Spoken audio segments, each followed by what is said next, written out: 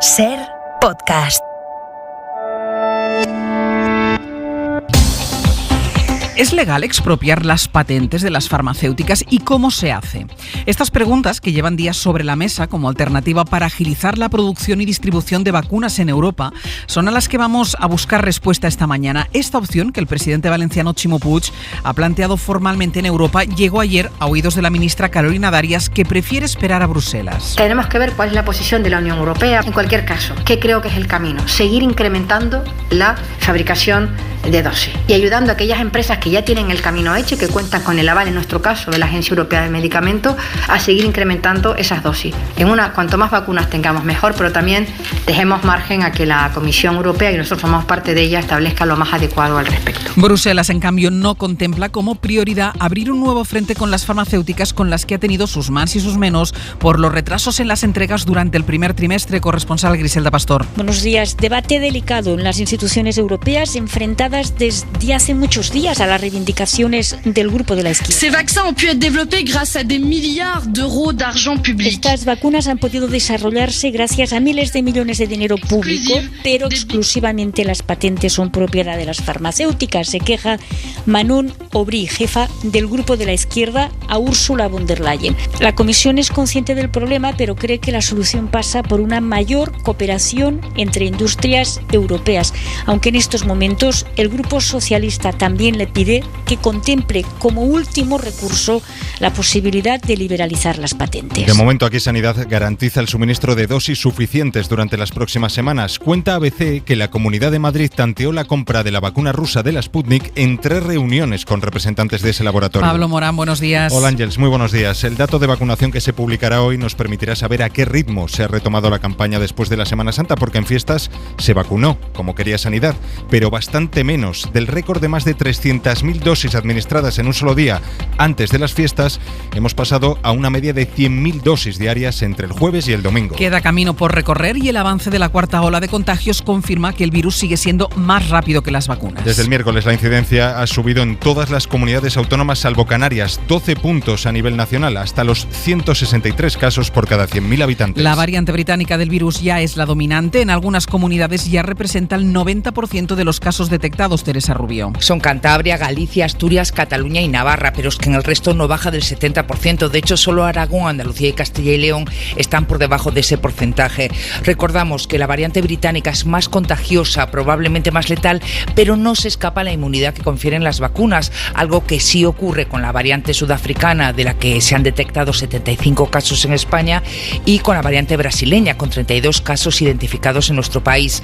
De esta última todavía se está estudiando la virulencia y la capacidad de transmisión. Y por eso mismo dice Fernando Simón que esto no tiene por qué ser malo del todo. La variante británica no está dando espacio a la variante sudafricana o a la variante brasileña. Y sabiendo que la variante sudafricana es menos susceptible a alguna de las vacunas, esto en realidad nos está favoreciendo.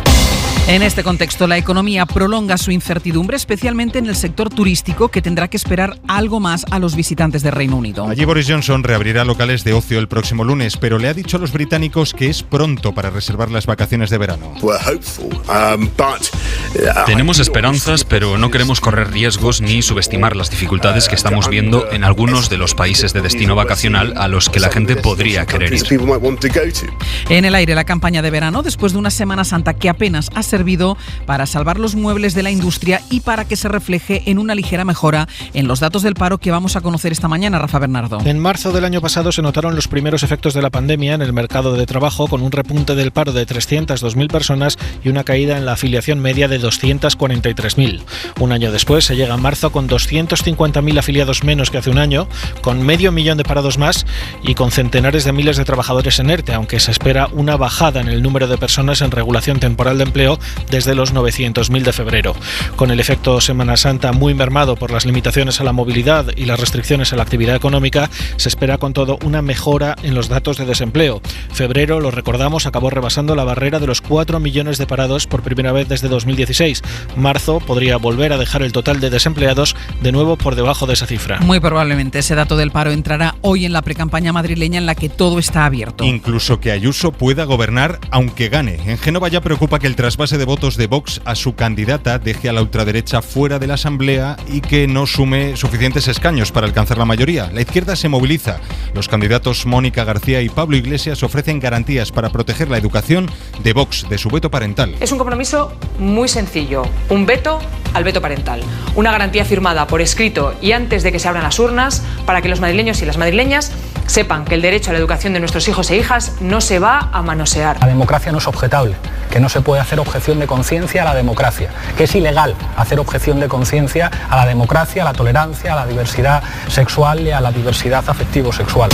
Es martes, es 6 de abril. Sonia Palomino, buenos días. Buenos días, Ángel. Y me dices que hoy es el Día Mundial de la Actividad Física y el Deporte. Sí, y eso no puede ser una casualidad más, porque hoy podemos decir que empieza oficialmente la Operación Bikini. Ayer todavía era festivo en varias comunidades, que si la Mona de Pascua, que si los restos de la Semana Santa, pero hoy ya pues se acabó la broma. Oye, yo ya reconocí que me había pasado con las torrijas, pero una cosa es eso, otra cosa es que nos quieras poner a dieta. Bueno, yo ahí no me meto, pero lo que sí sé es que hoy ya empezamos a verle las orejas al lobo, que estamos a 6 de abril, que suben las temperaturas, se llenan los gimnasios, que toca comer sano para entrar en la ropa de verano, y seguro que muchos oyentes saben que tengo razón. A lo mejor, Pablo, un poco de razón sí que lleva, porque además hoy el tiempo nos va a recordar que el verano está cada vez más cerca. Sí, hoy vamos a tener otro día de sol y temperaturas por encima de los 20 grados en casi todo el país. La excepción estará en el norte, en Galicia y el Cantábrico, donde puede llover a lo largo del día.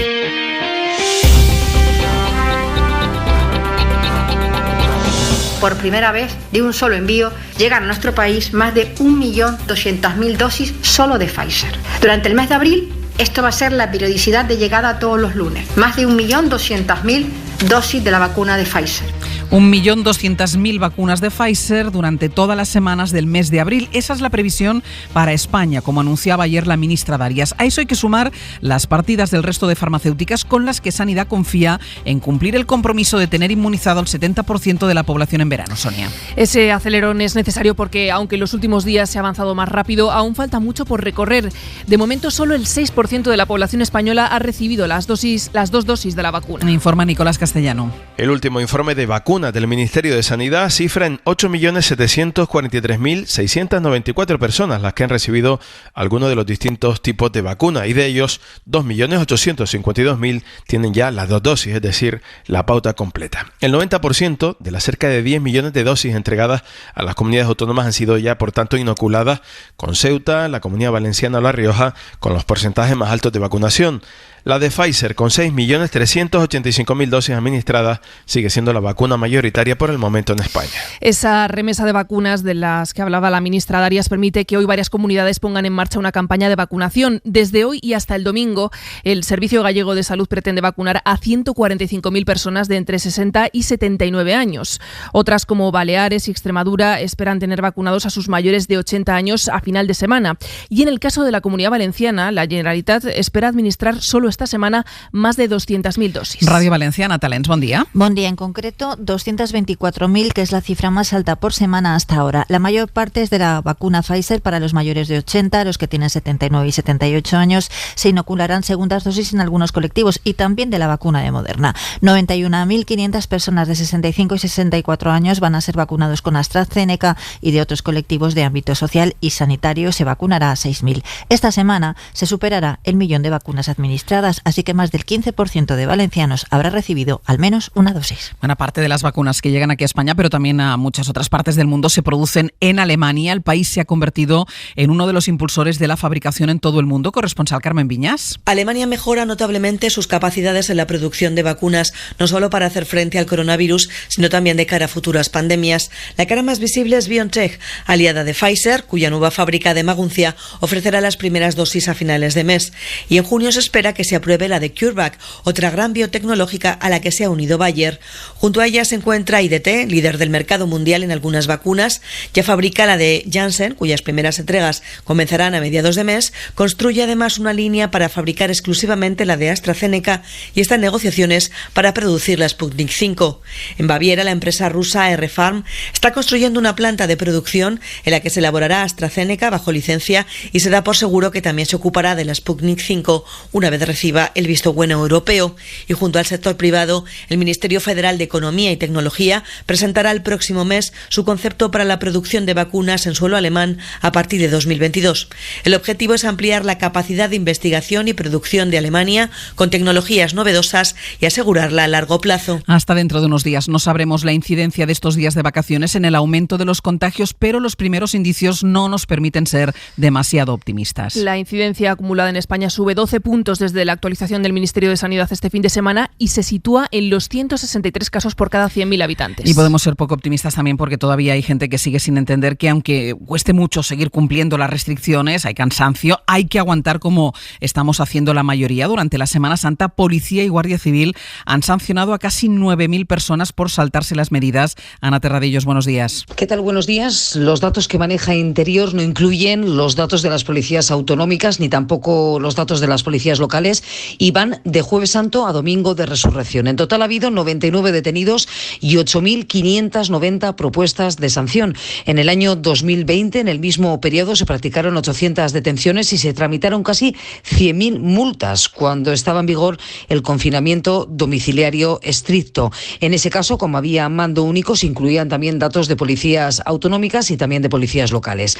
Donde más propuestas de multas se han hecho ha sido en Valencia, más de 3.000, y después en Andalucía, casi 2.000. Aquí en Madrid se han tramitado 779 multas. En total, 64.000 agentes han sido desplegados esta Semana Santa para comprobar que se cumplían los cierres perimetrales. Así que no es descabellado que a partir de hoy los gobiernos autonómicos empiecen a escalar otra vez en las restricciones. A la espera del avance de la vacuna hay que volver a frenar los contagios si queremos acercarnos a un verano medio normal. Castilla y León cierra desde este martes el interior de bares y restaurantes en los municipios donde la incidencia está por encima de los 150 casos por cada 100.000 habitantes. Cierra el interior de la hostelería en Valladolid, Burgos, Palencia, Segovia, Soria y otras 16 ciudades de la región. Melilla, con una incidencia de 426 casos por cada 100.000 habitantes, ha prorrogado esta medianoche y hasta el 26 de abril las restricciones que implican toque de queda a las 10 o la prohibición de reuniones entre no convivientes. Y luego están las autonomías que van a anunciar hoy nuevas medidas. Como Cantabria, donde el Gobierno va a anunciar hoy que cierra de nuevo el interior de la hostelería. Es la principal medida que hará oficial mañana martes la Consejería de Sanidad ante el aumento de los contagios y de pacientes hospitalizados que se ha registrado durante la última semana. Y en Euskadi, el Gobierno va a anunciar también restricciones para las zonas con mayor incidencia, entre las que están Vitoria y Álava. Radio Bilbao, Isabel León, Egunon. ¿Qué tal, Egunon? Y que no se despiste de Bilbao el territorio guipuzcoano, con cifras que van al alza cada día que pasa, y eso indica que estamos ya rozando los 400 casos de incidencia acumulada. Este mediodía saldremos de dudas y las nuevas restricciones se van a aplicar mañana, fundamentalmente cierre perimetral y en los bares y restaurantes interiores abiertos solo para desayunos y comidas, lo que lleva a los hosteleros de nuevo a pensar en los tribunales. Queremos saber la viabilidad. No se trata de recurrir por recurrir, sino se trata de ver si efectivamente hay razonamientos jurídicos suficientes y datos suficientes. La hostelería no era culpable, que se puede convivir, actividad económica y salud. Entre tanto, los cribados masivos, su reactivación apuntan maneras. Hace 2 días a los clientes de una sidrería en Errentería, hoy se amplía el rastreo a la zona de bares. Con todas estas restricciones, las asociaciones de hostelería anuncian ya recursos en varias comunidades. El vicepresidente de la patronal COE, Lorenzo Amor, alerta de la desprotección del sector y reclama ayudas urgentes. Sobre una caída de actividad de 287.000 millones de euros, 7.000 millones de euros, permítanme que les diga, es una limosna. Pero además son unas ayudas que dejan fuera muchos sectores. Examinen los autónomos que están accediendo al cese de actividad por sectores. Verán que todos los sectores de actividad tienen autónomos acogidos. En Canarias, la justicia ha condenado a 2 años de cárcel al presidente de la patronal hotelera de las islas por fraude fiscal. Jorge Marichal tendrá además que pagar una multa de más de $500.000 y no podrá acceder a subvenciones públicas. Radio Club Tenerife, Héctor Palmero, buenos días. ¿Qué tal, Ángeles? Buenos días. De hecho, Marichal ha puesto su cargo a disposición de los asociados de la patronal. La justicia tinerfeña considera aprobado que defraudó cerca de 293.000 euros en una operación inmobiliaria. El también presidente de los hoteleros españoles ha solicitado el recurso de amparo al Constitucional y mientras tanto el SER, Marichal, ha señalado que está tranquilo porque, según ha explicado, no actuó con ánimo de defraudar. Además, ha asegurado que ha pagado la parte que la jueza determinó que tenía que abonar en concepto de responsabilidad civil y de multa. Esto es cerca de 580.000 euros. En Estados Unidos continúa el juicio por la muerte de George Floyd. Esta madrugada ha habido 2 testimonios clave que arrinconan aún más al policía acusado del supuesto asesinato de este hombre negro, Borja Cameselle. El primero es del jefe policial de Minneapolis, que ha criticado la actuación del exagente que ahogó con la rodilla a Floyd durante su inmovilización. Once there was no longer any resistance, and clearly, ha dicho que estando en el suelo, sin mostrar resistencia, el agente siguió ahogándolo con técnicas que están prohibidas porque son poco éticas.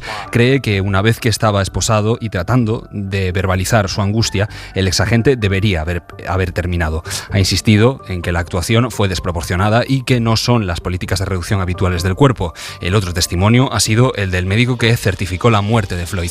Ha confirmado que la causa más probable del fallecimiento es la asfixia y no un ataque al corazón, como sostiene la defensa del policía acusado. Y este martes los líderes de la Unión Europea viajan a Turquía para tratar de limar la tormentosa relación con el presidente Erdogan. Sobre la mesa hay un asunto fundamental, que es el de renegociar el acuerdo migratorio con Ankara. Griselda Pastor. Es un viaje importante. No pasa cada día que los presidentes de la Comisión y del Consejo se desplacen conjuntamente de visita oficial. Y hoy es así en honor de Erdogan. El viaje oficialmente se plantea como presentación de las exigencias de la Unión para recuperar las relaciones económicas, pero Turquía tiene desde hace mucho tiempo en su balanza a los exiliados sirios y es muy difícil cualquier gesto de castigo europeo, por más que Grecia y Chipre lo reclamen en su pelea por el gas en el Mediterráneo o que Francia exija mano dura en temas de derechos fundamentales, porque con Alemania cierran esta vez filas los gobiernos de Italia y de España. Jordania da por cerrada la crisis abierta por el hermanastro del rey Abdalá, acusado de formar parte de una trama para desestabilizar el país. La Casa Real asegura que el príncipe Hamza, que está en arresto domiciliario, ha prometido fidelidad al monarca solo un día después de criticar la corrupción del sistema político de Jordania. Pascual Donate, buenos días. Buenos días. A través de un mensaje publicado por la Casa Real, el príncipe Hamza dice que mantendrá la lealtad al rey y a la Constitución en nombre de sus padres y abuelos. La crisis entre los hermanastros ha sido resuelta en familia gracias a la mediación de un tío de ambos. Pero entre los jordanos aún resuenan las críticas de Hamza a la monarquía, a la que tachó de incompetente, anticuada y acusó de mantenerse gracias a la corrupción del gobierno. Para garantizar la paz institucional, el ejército ha dicho que estará atento ante cualquier intentona de golpe de Estado. La vuelta a la estabilidad en la familia real ha sido celebrada en Estados Unidos, que tiene en Jordania a uno de sus principales aliados en Oriente Medio. Y además, nueva noche de violencia en las calles de Irlanda del Norte. Ya van 4 jornadas seguidas de disturbios por los acuerdos comerciales pactados con Reino Unido tras el Brexit. Hay 32 policías heridos y 7 detenidos. Hoy por hoy, con Ángeles Barceló. Si todo sale bien, para 2036 la pandemia se habrá quedado en un mal recuerdo, habremos superado la crisis económica o quizá más de una, y quién sabe, quizá hasta haya gente viviendo en Marte, pero aquí en la Tierra Vladimir Putin podrá seguir como presidente en Rusia. Es que acaba de firmar una ley que le habilita para seguir en el cargo hasta entonces. Le da derecho a presentarse a 2 reelecciones más, en 2024 y en 2030. Si lo consigue, habrá completado más de 3 décadas en la presidencia de Rusia, porque llegó ahí en 2000, salvo 4 años en los que fue primer ministro. En su vacuna, la Sputnik, es noticia, cuenta la prensa esta mañana, lo cuenta ABC, que la Comunidad de Madrid ha tanteado la compra de dosis rusa para toda España. Ahora nos va a contar más detalles Pedro en la revista de prensa. Lo que hoy sabremos es el ritmo al que se ha retomado la vacunación en España después del frenazo de Semana Santa, en la que se inocularon más de 100.000 dosis diarias. El récord está en 300.000. 83 va a ser. 82. 82. ¿Qué te parece que te vacunen hoy, Manolita? Bien, hombre, yo creo que hay que ponérsela. Estábamos en la sierra. Y ellos siguen siendo la prioridad. Los mayores de 80 años que todavía no tienen la vacuna y a los que se sigue citando en los vacunódromos como el Wanda Metropolitano de Madrid. Otra de las incógnitas que intentaremos resolver esta mañana es si se puede y si es fácil liberar las patentes de las vacunas para extender la producción y la distribución de las dosis. Javier Ruiz nos dará algunas claves a las 8 en la pizarra y después en el abierto conoceremos la opinión de todo un experto en sanidad como es José Martínez Olmos. De momento, la industria cierra filas. Humberto Arnés es representante de la patronal Farmaindustria y decía esto anoche en Hora 25 de los negocios. Pues no tendría ninguna utilidad. No basta con poder legalmente fabricar una vacuna. Hay que tener las instalaciones apropiadas, los equipos especializados y preparados.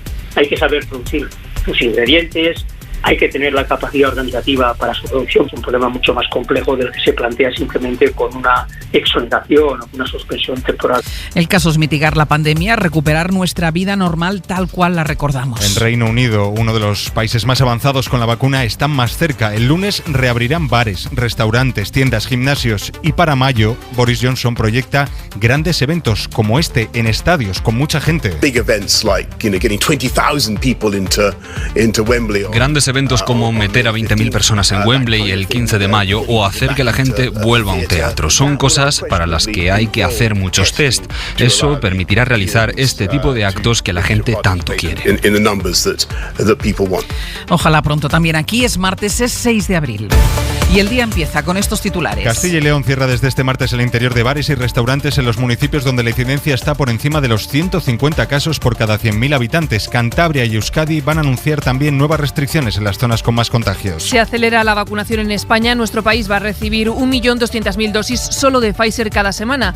Así que varias comunidades comienzan hoy vacunaciones masivas. A la cabeza, la Comunidad Valenciana, que va a administrar 220.000 vacunas hasta el domingo, o Galicia, con más de 100.000. A las 9 de esta mañana vamos a conocer los datos del paro del mes de marzo. Un año después del inicio de la pandemia se espera una caída de los trabajadores en ERTE y una mejora en los datos de desempleo. En Estados Unidos continúa el juicio por la muerte de George Floyd. Esta madrugada ha habido 2 testimonios clave que arrinconan aún más al policía acusado del asesinato.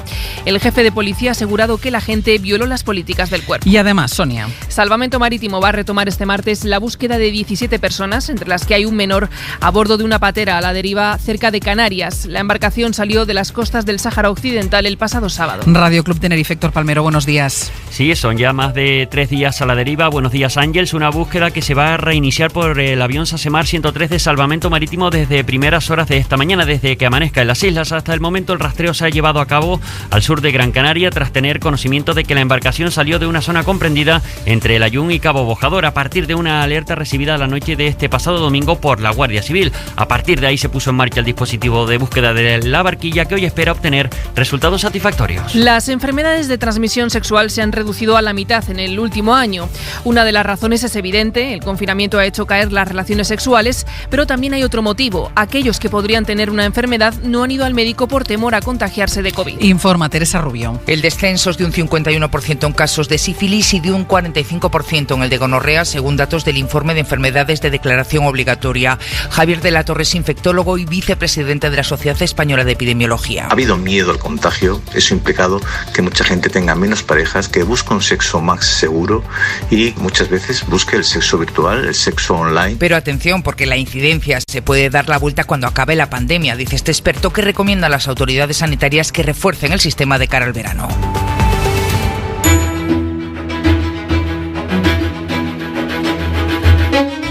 Vamos a empezar con la política, Pedro, en la prensa nacional, porque están los ecos de la encuesta del CIS, pero hay mucho también vinculado con esto de la precampaña para las elecciones madrileñas. Sí, Madrid está hoy en el centro de la información política en los periódicos. Dice El País que la encuesta del CIS de ayer ha supuesto una inyección de moral en la izquierda, y en el análisis que hace de la encuesta de Kiko Llaneras destaca que, como viene siendo tradición en los sondeos de Tezanos, cojean de una sobreestimación de votos hacia la izquierda. En este caso, un 49%, le conceden 49% del voto frente a la media de las encuestas, recuerda Kiko Llaneras, que es del 45%.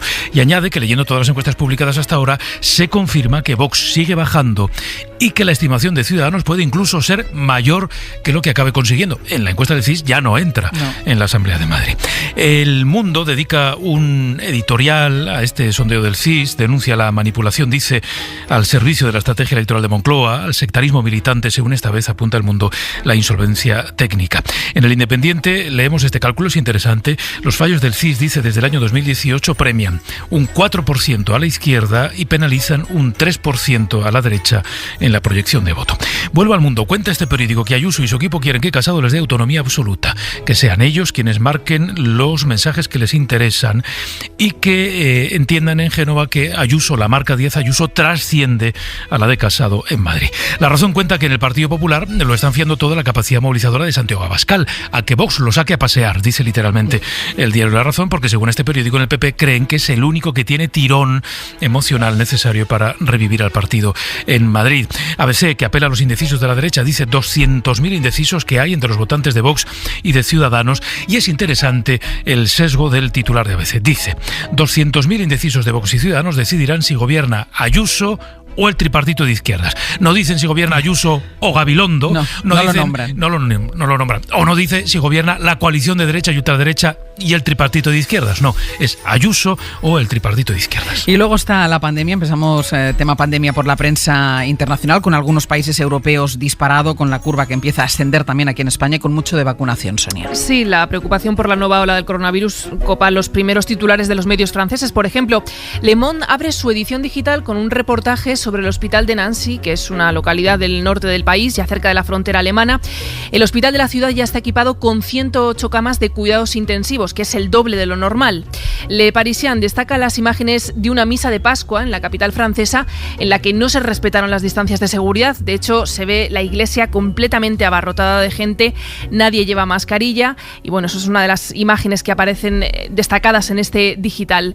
En Reino Unido, Boris Johnson espera que los británicos puedan volver a viajar al extranjero a partir del 17 de mayo. Es el titular de portada del Times, que cuenta que el primer ministro británico quiere ir abriendo la lista de países a los que pueden viajar los ciudadanos. En Italia, cuenta Il Corriere della Sera que el todopoderoso Mario Draghi, su nuevo primer ministro, está hablando directamente con las empresas farmacéuticas para que las dosis lleguen a tiempo y para cerrar futuros contratos. Estas llamadas, cuenta Il Corriere, no se estarían produciendo solo en nombre de Italia, sino que Draghi estaría trabajando para toda la Unión Europea, coordinado con la presidenta de la Comisión, Ursula von der Leyen. Y en el Washington Post, un dato. Solo este sábado 3 de abril se vacunaron en Estados Unidos 4 millones de personas. 4 millones en un solo día, que es el récord hasta ahora y que contrasta, claro, con datos como los que tenemos, por ejemplo, aquí en España. Y sobre vacunas, por cierto, leemos en el New York Times que hay universidades de Estados Unidos que van a exigir a sus alumnos que estén vacunados, si no, no podrán cursar allí sus estudios. A veces cuenta ahí una historia maravillosa, le pongo un poco de color, Díaz Ayuso arrojándose en los brazos de Putin. El lema podría ser comunismo o Sputnik. Comunismo o vacuna, no era como era aquello, virus o vacuna, que dijo Aguado. Hay que elegir entre ser virus o vacuna. Exacto. Bueno, pues según ABC, el consejero de Sanidad de la Comunidad de Madrid ha mantenido hasta 3 reuniones con intermediarios para sondear la compra de la vacuna rusa. Una vacuna que ni ha solicitado permiso todavía en Europa para ser comercializada, ni claro, la Agencia Europea del Medicamento ha avalado su validez. Bueno, como en España, dice la Consejería de Sanidad, en declaraciones ABC, la vacunación iba lenta, pues ellos vieron a ver si podían echar una mano negociando la compra de la vacuna rusa, de la vacuna Sputnik. En El País, una columna que firman los premios Nobel de Economía Stiglitz y Spence, en la que piden que se suspendan los derechos de propiedad de productos básicos en la lucha contra la COVID, no solo la vacuna, también equipos de protección para que tengan acceso los países con menos recursos. Y un enfoque interesante en El País, el aumento de pacientes en rehabilitación que han superado la COVID, pero que tienen secuelas que les impiden llevar una vida normal. En los centros, como el que visita El País, cada vez hay más pacientes de ese perfil. Y un par de titulares de la nueva jornada del juicio por la muerte de George Floyd. Sí, en los medios estadounidenses destacan la imagen del jefe de la policía de Minneapolis, que ha dado un paso inesperado al decir que el agente Chauvin actuó de forma incorrecta durante la detención de Floyd. Es el titular que destacan en el Washington Post. Hoy por hoy, Ángeles Barceló. Estamos ya con la actualidad deportiva. Gallego, buenos días. Buenos días, Ángel. Se solapan prácticamente la última jornada de Liga y la primera jornada de Champions de esta semana. Ayer el Barça, hoy el Madrid. Vamos por partes. El Barça en Liga, bueno, sufrió, pero al final está a un punto del Atlético de Madrid. Sí, sufrió mucho porque ganó 1-0 con gol de Dembélé y lo marcó en el último minuto. Estuvo muy bien el Valladolid y no estuvo fresco el Barça, pero sí, como tú dices, está a un punto del Atlético de Madrid. Y el sábado en el Clásico, en ese partido tan importante que se juega en Valdebebas, van a poder estar Messi y De Jong porque ayer no vieron cartulina amarilla. El Valladolid, por cierto, se queja del arbitraje y de la aplicación del VAR. ¿Con motivo o sin motivo? Bueno, es que como el protocolo del VAR es un misterio insondable de este artefacto infernal que nos han traído, pues unos creerán que tiene razón y otros que no. Yeah. Pero ayer se quejó el Valladolid, el otro día se quejó el Atlético de Madrid, otro día se queja el Barça. Todos se quejan y nadie sabe cómo funciona esto. Bueno, el hecho es que el Atlético de Madrid estaba muy destacado en la Liga y ahora mismo tiene tiene al primer rival a solo un punto y además tienen que jugar entre ellos, ¿no? Sí, hay un partido en el Camp Nou que puede ser decisivo. La Liga, 9 jornadas emocionantísimas, como hacía mucho tiempo que no tenemos, porque el Barça está a un punto y el Madrid está a 3 del Atlético. Se cerró ayer la jornada de Liga y hoy jornada de Champions con el único equipo español que sigue vivo en este torneo, el Real Madrid, que tiene esta noche partido contra el Liverpool. Sí, Real Madrid-Liverpool es un cartel de fútbol de siempre, grande. Zidane ha recuperado un jugador que puede ser importante como Valverde, porque el equipo va a necesitar frescura. Va a jugar con 3 centrales, parece, asegurando sobre todo su portería, y el Liverpool evidentemente no es el que era cuando fue campeón de Europa, pero tiene buenos delanteros. Pero no es el mejor Liverpool, ¿no?, de los últimos tiempos. No lo es, pero este equipo ha jugado en las últimas 2 semanas solo un partido. Se ha recuperado físicamente y va a seguir teniendo a Mané, Salah, Firmino y por supuesto a Jürgen Klopp, que es muy importante. Ángels, ayer le preguntaron al alemán en la rueda de prensa si sueña o ha soñado con jugar en algún club de los grandes de España, y dijo que primero habla muy poco español, sabe apenas pedir una cerveza, con lo cual él elegiría el Mallorca. Se iría a Mallorca, sí que lo he escuchado. Y esta mañana, ese lamentable episodio que se vivió este fin de semana, esta mañana el jugador del Cádiz, Juan Cala, va a dar su versión sobre ese supuesto incidente racista. ¿Qué es exactamente lo que pasó? Él va a contar su versión. Claro, recordemos, Diacabí le acusa de insultarle de manera racista. Cala lo va a negar en la rueda de prensa. Mira, te leo lo que tiene Cala en su grupo de WhatsApp desde ayer. Sin duda, una actitud racista es despreciable, pero igual de despreciable es pisotear la presunción de inocencia de un ciudadano. Vale. Es decir, que esto va a quedar en la palabra de uno contra la palabra del otro, porque además no hay una prueba videográfica ni de audio de que se produjera ese asunto. Quizá queda todo en nada, pero hay que hacer un protocolo para que esto no vuelva a pasar. Insisto, un lamentable episodio y lamentable resolución del episodio. También, Gallego, gracias. Un beso. Un beso. En la cadena SER, Hoy por Hoy, con Ángels Barceló. Marco Antonio Aguirre, buenos días. Buenos días, Ángels, y buenos días a todos. Si uno lee o escucha noticias de Cataluña, la palabra que más sale es bloqueo. La cosica está bastante bloqueada allí. Los que tenemos una edad recordamos los discos de vinilo. Voy a poner uno. Volare. Escuchen. ¡Qué sonido, Dios mío! Pero a veces pasaba esto, que se rayaba. Y así está Cataluña también, bloqueada, sin avanzar y repitiendo siempre lo mismo. Cuando se nos rayaba un disco, había unos que lo arreglaban dándole un golpe, así, mira, voy a darle un golpe. Que se arreglaba así, pero era peor porque al momento se volvía a rayar. Otra posibilidad era añadir un peso a la aguja. Una monedica poníamos encima para que con el peso de la aguja pudiera atravesar el surco. Se arreglaba el problema, pero luego se acababa rayando más adelante. La única posibilidad que teníamos, la única real, una vez que el disco se había rayado, era comprar otro disco. Y en Cataluña estamos ahora queriendo arreglar las cosas dando golpecicos o poniendo peso en la agujica, cuando lo que hay que hacer, pero ya, es cambiar el disquico, que ya cansa un poquito. Marco Antonio Aguirre, Cadena SER. Queda un poquito menos de un mes para las elecciones autonómicas. En la Comunidad de Madrid quedan pues algunas encuestas por delante, las del CIS y las muchas otras que se realicen, pero de momento, de las que conocemos hasta ahora, se puede sacar una conclusión más o menos clara. La ultraderecha de Vox está en el alambre. El discurso de la presidenta y candidata Isabel Díaz Ayuso parece que ha conseguido taponar el ascenso de Vox, que en otras comunidades ha conseguido pasar prácticamente de la nada a una importante representación parlamentaria, y que en Madrid parece que se estanca o que incluso ve peligrar su entrada en la Asamblea. A la espera de lo que pase definitivamente, ya con los datos en la mano, la noche del 4 de mayo, lo cierto es que, sean muchos o pocos, Ayuso va a necesitar de los votos de la ultraderecha si no gana por mayoría absoluta. Y hemos asumido, como normal, la suma de los dos partidos, PP y Vox, para saber si la derecha suma más que la izquierda. Nadie parece cuestionarse que la ultraderecha entre en un gobierno autonómico, en el gobierno autonómico de la capital del país. Para el recuerdo, esas reuniones casi clandestinas para asegurarse su apoyo tras las elecciones anteriores. Ahora los pactos entre el PP y la ultraderecha son a cara descubierta, tanto que en la Comunidad de Murcia la ultraderecha se sienta incluso en el gobierno, asumiendo nada más y nada menos que la cartera de Educación. En un mes sabremos si los estrategas de Ayuso han acertado radicalizando su discurso, si, como dice el CIS, más de la mitad de los votantes de Vox en las pasadas generales van a votar ahora al PP, porque si la ultraderecha desaparece la muleta que podría necesitar la desacomplejada Ayuso para gobernar. Ayuso, que por cierto va alargando su sombra sobre el líder del partido, Pablo Casado, ejerciendo ya como auténtica líder de la oposición por su confrontación directa con Pedro Sánchez y no con el candidato Ángel Gabilondo, confrontación, por cierto, a la que entra el presidente del gobierno. A ver si al final el líder de la reunificación del centro derecha no va a ser Casado, sino que la lideresa va a ser Ayuso, aunque ella lo que haga es reunificar la derecha y la ultraderecha. Àngels Barceló. Con ligeros cambios, pero aguanta el buen tiempo, Jordi.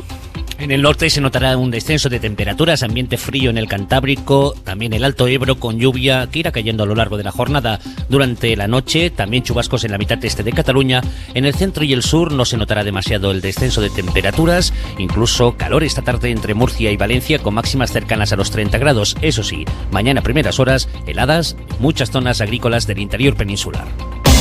En Reino Unido, las pequeñas victorias frente a la pandemia se miden en pintas de cerveza. Monday the 12th, I will be going to the pub myself and cautiously but irreversibly raising a pint of beer to my lips. Y la pinta que Boris Johnson promete tomarse el próximo lunes en un pub londinense será la mejor imagen de la desescalada en Reino Unido, uno de los países que más avanzada lleva la vacunación para suplicio de la Unión Europea. Aquí que vamos más rezagados, el escenario es de más restricciones pasados los festivos de Semana Santa. Castilla y León cierra desde hoy y durante 2 semanas el interior de bares, restaurantes y salas de juego en 21 municipios, incluidas 5 de sus 9 capitales de provincia. Cantabria y País Vasco van a estudiar este martes si prolongan o endurecen sus medidas. Pablo Morán, buenos días. Hola Ángels, muy buenos días. El viernes finaliza el plan de medidas especiales para Semana Santa y las comunidades deben revisar las restricciones vigentes ante el avance de la cuarta ola en la que se impone la variante británica.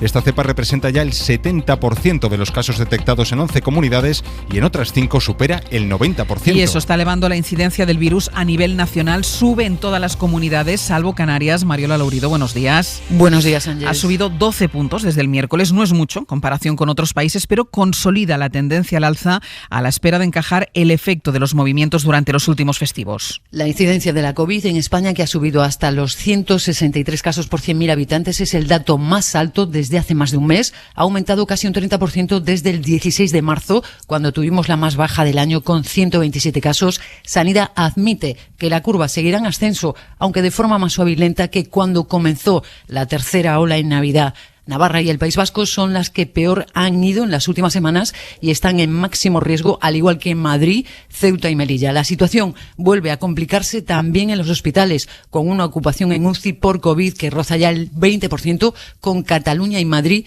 por encima del 35%. Lo que ha descendido de forma muy importante es el número de fallecidos. En la última semana se han notificado 478 muertes, cuando la semana anterior fueron más de 1.800. Simón relaciona esta caída con los avances de la vacunación entre los más vulnerables, los mayores en las residencias y los de más de 80 años. Hasta luego, Mariola. Hasta ahora. ABC asegura hoy que la Comunidad de Madrid ha mantenido hasta 3 reuniones con representantes de la vacuna rusa Sputnik para tantear la posible compra de dosis por su cuenta. No se cerró nada en esos encuentros, según el diario, pero el viceconsejero de Sanidad de Isabel Díaz Ayuso llegó a decir en uno de esos encuentros que la Sputnik es la mejor vacuna disponible en la actualidad, a pesar de que no tiene todavía el visto bueno de la Agencia Europea del Medicamento. Precisamente le preguntaron ayer a Fernando Simón por la liberalización de las patentes como alternativa para agilizar la producción y el reparto de vacunas. Debemos de garantizar primero que las empresas que hacen estas producciones, que invierten en conseguir estos fármacos que necesitamos, no van a dejar de invertir en estos fármacos que necesitamos. Por lo tanto, entiendo que tenemos que garantizar que tienen un beneficio razonable. Y a partir de ahí, estoy totalmente de acuerdo en que se liberalicen lo máximo posible todas las patentes.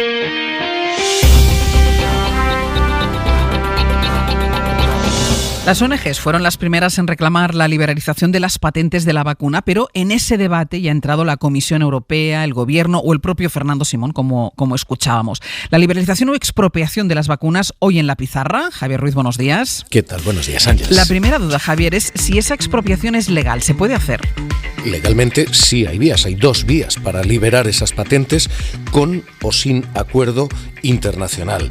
La primera es la vía multilateral. La autorizan los artículos 9.3 y 9.4 del Acuerdo de Marrakech, por el que se establece la Organización Mundial de Comercio. Y estipulan literalmente esto: en circunstancias excepcionales, limitando las condiciones y el momento en que finaliza, se puede dictar ese embargo. El procedimiento dura normalmente 90 días, pero India y Sudáfrica ya lo pidieron el 2 de octubre, tenían el apoyo de 58 países y todavía no hay respuesta. Así que, ¿se puede hacer de manera acordada multilateral? Se puede, pero esto es tan lento y tan improbable que probablemente esa vía está cegada. La segunda vía es la vía nacional. Cada país o cada grupo de países puede dictar esa liberación de patentes por su cuenta. Y la Unión Europea, como tú decías, ya lo ha insinuado, apelando al artículo 122 del Tratado Fundacional, que permite expropiar literalmente si surgen dificultades graves en el suministro de determinados productos. ¿Es legal? Sí, pero es muy complicado, incluso ante el incumplimiento flagrante de contratos por parte de empresas como AstraZeneca. Hay cobertura, pero que haya posibilidad es otra cosa. Y más allá de las dudas legales, Javier, ¿se debe hacer? ¿Realmente ayudaría a resolver los problemas de abastecimiento? Pues hay un gran argumento a favor de esta expropiación y es la inmensa inversión pública que ha habido, 25.000 millones de euros, y los muy importantes beneficios solo privados, 18.000 millones en beneficios. Así que ese desequilibrio, inversión pública, rédito privado, parece justificar, y es el argumento que manejan quienes apoyan esta expropiación. En contra están las farmacéuticas, que juegan la carta de la seguridad jurídica bajo un sistema de patentes que rige desde 1994 y en el que dicen cada vacuna tarda en desarrollarse 10 años, 2.500 millones de inversión privada. Si se expropian estas en concreto, las farmas no van a invertir en una próxima pandemia, apuntan. En cualquier caso, el debate de fondo es el que tú planteas. ¿Esto solucionaría ya el problema? Y la respuesta es que incluso si se hace, probablemente esto ya no solucione el problema por tres motivos. Uno, porque se necesitan vacunas ya, y esta expropiación es un proceso lento. Termina en tribunales, se dilata años. Dos, porque no es gratis. Esta llamada licencia obligatoria obliga en cualquier caso a compensar a las farmas, así que requeriría nuevos fondos que no están aprobados. Y tres, incluso si se expropia la fórmula para fabricarla, luego hay que llegar a la manufactura, luego hay que fabricar la vacuna. Pfizer sostiene que su vacuna tiene 260 componentes de 60 fábricas distintas. Muchos países pueden no tener capacidad para este desarrollo. Así que, respuesta corta a tu pregunta, ¿sí puede ser la solución? Sí, pero a corto plazo no. Y como en todo, Javier, en esta batalla también hay correlación de fuerzas. ¿Cómo está el reparto? ¿Quién está a favor y quién está en contra? Pues el tablero tiene ahora mismo 100 gobiernos a favor de esta medida, de estudiar la expropiación o incluso de aprobarla definitivamente. 100 de los 164 países que se integran en la Organización Mundial de Comercio. A bordo están también la Organización Mundial de la Salud, ONU-SIDA, además de organizaciones y ONGs como Médicos Sin Fronteras. Estos a favor de esta expropiación. En contra están quienes tienen el poder, los países ricos, los países cuyas empresas desarrollan estas vacunas: Estados Unidos, Reino Unido, Japón, Brasil, Australia, Noruega, Suiza y la mayoría de la Unión Europea. Así que la mayoría está en un lado, pero la fuerza está en el otro y de momento esta medida parece bloqueada. Ampliamos y damos más datos sobre esto, sobre este interesante debate después en El Abierto, Javier. Nos oímos luego. Hasta luego. Y dos consecuencias más relacionadas con la pandemia. A las 9 de esta mañana se van a publicar los datos del paro correspondientes al mes de marzo y en los colegios, directores y familias consideran que pasada la Semana Santa han superado lo más difícil del curso. Informa de La Molina. Con la vista ya puesta en el curso que viene, hay unanimidad en pedir que se mantenga la reducción del número de alumnos por clase puesta en marcha para contener el virus más allá de la pandemia. Miguel Galán es responsable del colegio Vuelo Madrid-Manila de Logroño. Se puede trabajar con una atención más individualizada que está dando unos mejores resultados académicos. En los institutos donde la mitad de las clases son semipresenciales, los directores alertan de que la polarización de resultados que vieron en el primer trimestre se ha acentuado en el segundo. Los alumnos que iban mal ahora van peor. Su principal reto es tratar de recuperarlos en este final de curso y que no terminen de desconectar. Ayuso sigue enfocando su campaña en un único rival. Un rival que no estará en los carteles. Sánchez ha despreciado a los madrileños en el reparto de inversión pública a través de los presupuestos generales del Estado. Ayer le cito una vez. Sánchez ha congelado la inversión en Madrid desde que gobierna, mientras que la ha disparado un 50% en Cataluña. Le cito 2 veces. Sánchez ha castigado a los madrileños en el reparto de fondo RIAC contra la pandemia. También 3 veces. Y Sánchez también discrimina a los madrileños en el reparto de ayudas a autónomos y empresas. Y hasta 4. Ninguna mención al candidato socialista Ángel Gabilondo. Y por si quedaban dudas, esta última apelación al presidente del gobierno. Quiero decirle una cosa, y se lo digo mirándole a los ojos. El 4 de mayo nos vemos en las urnas. El barómetro madrileño del CIS avala la tendencia que marcan las encuestas en general, la de la victoria de Isabel Díaz Ayuso, pero en este caso con un escenario muy abierto de cara al 4 de mayo. El CIS augura un empate a 68 escaños entre los dos bloques de izquierda y derecha, pero algunos expertos en demoscopia creen que el equipo de José Félix Tezanos ha calculado mal el reparto de escaños en función de la ley D'Hondt y los resultados que proyectan para cada partido. Creen que el bloque de izquierda sumaría 70 escaños, la derecha se quedaría en 66. En cualquier caso, el hecho es que se empieza a extender la idea de que la concentración de voto en Ayuso puede hacer caer tanto a Vox que la derecha termine por no sumar. Mariela Rubio, buenos días. ¿Qué tal? Buenos días. ¿Y cuánto preocupa esta posibilidad en Génova? En Génova reconocen que obviamente no se puede descartar ningún escenario, pero consideran remota la posibilidad de que Vox quede fuera de la Asamblea. Esta es la frase que utilizan, es textual. Que Vox caiga por debajo del 5% es tan improbable como una mayoría absoluta de Ayuso, porque además, dicen, una cosa implicaría la otra. Hay que sumar, desde luego, y en ese contexto lo que preocupa es que Ciudadanos, al que el PP sitúa sin ninguna duda fuera de la Asamblea, arrastre consigo un 4% que no se traduzca en escaños, pero se pierda para el bloque. Ana Beltrán, de la Dirección Nacional, no quiso ayer valorar el CIS. No comentamos encuestas de Factoría Redondo. Ya es hora de que dimita el señor Tezanos. Eso es toda la valoración que voy a hacer con respecto a esa encuesta, una vez más, de parte. En privado, Génova habla de un CIS para acabar con lo que llaman el clima de ayusomanía, pero en el PP de Madrid creen que puede terminar beneficiando a Ayuso, trasladando a su electorado que el votante de la derecha no puede relajarse. Hasta luego, María. Hasta luego. La crónica política nos dejará este martes otras 2 imágenes. Una en Valladolid, con el encuentro del presidente de la Junta, Alfonso Fernández Mañueco, e Inés Arrimadas, después de la fallida moción de censura del PSOE en esa comunidad. Y la otra estará en el Consejo de Ministros. El primero, desde la marcha de Pablo Iglesias, el primero de Yolanda Díaz como vicepresidenta. Javier Carrera, buenos días. ¿Qué tal? Buenos días. En el último consejo acabó emocionada y en este Yolanda Díaz ejercerá ya la coordinación de los morados. Su objetivo es seguir centrada en el Ministerio de Trabajo, plenamente centrada, insisten en su entorno, con la reforma del mercado laboral en el horizonte. En todo caso, Díaz asumirá ese papel negociador. Bromeaba Iglesias con que quizás los socialistas le echen de menos, pero las formas dialogantes de la ya vicepresidenta continuarán. De gestión y gestión, remarcan en el partido. La relación con Sánchez es buena, no se descarta, por ejemplo, recuperar los maitines. Sobre lo que no se pronuncia Díaz aún es sobre su candidatura a la presidencia, aunque se da por hecho a falta de definir ese liderazgo coral para el futuro de Unidas Podemos.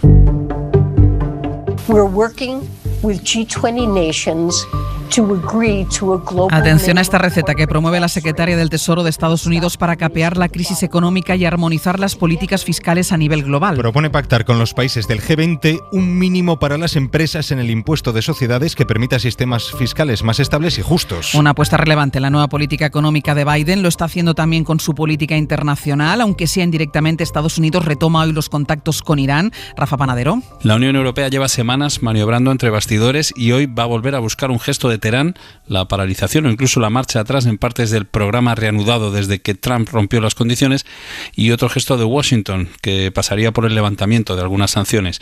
Los estadounidenses descartan conversaciones directas, pero dicen que siguen abiertos a esa opción. Los iraníes las rechazan y en ambos casos mandan razones políticas. En Estados Unidos no han pasado 6 meses de las elecciones y para Biden sigue siendo una prioridad marcar distancia con la administración anterior, y en Irán tienen elecciones en menos de 3 meses y los grupos más radicales no quieren darle al presidente Rouhani una victoria diplomática de la que pueda sacar partido. ¿Cuándo comenzará a notarse realmente la vacunación en los datos de hospitalizaciones? ¿Cuál será la intensidad de la cuarta ola? ¿Por qué en España no se apuesta por la generalización de los test rápidos gratuitos como en el Reino Unido? Bueno, es bueno que la cepa británica se haya extendido tanto porque así tapona a las demás. La pandemia, la gestión de las olas, de las vacunas, de las esperanzas de futuro sigue siendo el gran argumento global, Pedro. Y a él nos vamos a dedicar en este abierto. En unos minutos hacemos estas preguntas y otras más a José Martínez Olmos. Conversaremos también con el alcalde de Burgos. Es una de las ciudades en las que hoy se cierra el interior de los bares y de los restaurantes. Vamos a pisar la calle en Valladolid. Allí también tienen que echar el cierre interior. Vamos a analizar las posibilidades y las consecuencias de levantar, aunque fuera de manera parcial, las patentes de producción de las vacunas con Javier Ruiz, que ampliará su pizarra. Tenemos dato de paro, lo conocemos a las 9 y lo vamos a detallar con Rafa Bernardo. Hablaremos del CIS, de las opciones por cada bloque y de la posibilidad de que Vox se quede fuera de la Asamblea e impida a Díaz Ayuso gobernar. Se lo vamos a preguntar, de hecho, a Lluís Orriols y le preguntaremos a Mariela Rubio cómo reciben este tipo de encuestas y esa hipótesis en el Partido Popular. Todo eso que es mucho y lo que nos echen encima, porque esta mañana tenemos a Víctor Lapuente, a Eduardo Madina y a Berna González Harbour. Pues empezamos por saludarles. Berna González Harbour, buenos días. Muy buenos días. ¿Qué tal estás? Pues estupendamente. Eso está muy bien. Eso está muy bien. Eduardo Madina, buenos días. Hola Ángeles, buenos días. ¿Todo bien también? Sí, todo muy bien. Y Víctor Lapuente, buenos días. Buenos días, Ángeles. En perfecto estado de revista también. Sí. Vale, mira, os voy a hacer una primera pregunta, luego vamos a hablar a lo largo de este programa tanto del ritmo de vacunación, de esa incipiente cuarta ola que parece que asoma, pero habrá que esperar los datos a después de Semana Santa. Vamos a hablar de la liberación de las patentes de las vacunas, nos lo vamos a plantear también para el debate, pero esta mañana, esta madrugada, cuando hemos llegado, algunos han llegado antes que otros, y yo cuando he llegado lo primero que me han dicho ha sido: ¿has visto lo que cuenta ABC? ¿Y qué es lo que cuenta ABC, Pedro? Bueno, pues lo que cuenta ABC es que el gobierno de la Comunidad de Madrid ha tenido 3 reuniones, no una, no 2, sino 3, con intermediarios, diferentes intermediarios, para negociar la compra de la vacuna rusa, de la vacuna Sputnik, la última de ellas el 11 de febrero. El consejero de Sanidad ha sido el encargado de llevar a cabo estos contactos que la consejería reconoce. Dice además que forman parte, es la versión oficial, del deber del consejero de Sanidad de explorar negociaciones ante la inoperancia del gobierno. Lo plantea como un deber del consejero madrileño de Sanidad. Asegura que esas vacunas, esos contactos, esas negociaciones eran exploratorias y que lo que buscaba, la idea de la consejería de Sanidad de Madrid era facilitar un preacuerdo de compra beneficioso para todo el Sistema Nacional de Salud y en condiciones equitativas para todos los españoles. Así que la historia tiene mucho morbo político, ¿eh? Claro. El gobierno de la Comunidad de Madrid negociando con Putin, con Rusia, las vacunas para salvar a todos los españoles. Claro, es que esto nos da para el chiste, nos da para entre comunismo y libertad, pero yo voy a negociar las vacunas con Putin, voy a negociar las vacunas con Rusia, y después también nos da, es que las vacunas forman parte de una compra centralizada por parte de la Unión Europea, es decir, habla el gobierno de la Comunidad de Madrid de la ineficacia del gobierno de España. La gestión no es así, la gestión no funciona así, Berna. Bueno, efectivamente la compra es centralizada y lo que está Ayuso es siguiendo los pasos de Víctor Orbán. No deberíamos extrañarnos, es decir, ¿recordáis el grupo de Visegrado, los miembros de los países del este que no les gusta tanto estar en la Unión Europea y que buscan sus alternativas, sus modos de violar sus legislaciones, las exigencias de derechos y demás? Y bueno, está siguiendo los pasos de Orbán, del líder eslovaco, etcétera. Estoy exagerando, pero estoy diciendo una verdad, y es que pues desde qué momento una comunidad empieza a comprar vacunas a Rusia que ni siquiera ha pedido la autorización de la Unión Europea. No están autorizadas por la Agencia Europea del Medicamento. Pero es que ni siquiera está solicitada la autorización, que es el primer paso. Entonces, pues es otra de estas cabriolas nacionalistas madrileñas que se unen al nacionalismo ruso vacunal, del que seguramente luego podremos hablar más extensamente. Luego hablaremos extensamente de la vacuna, pero Víctor, afirmabas también la tesis de Berna.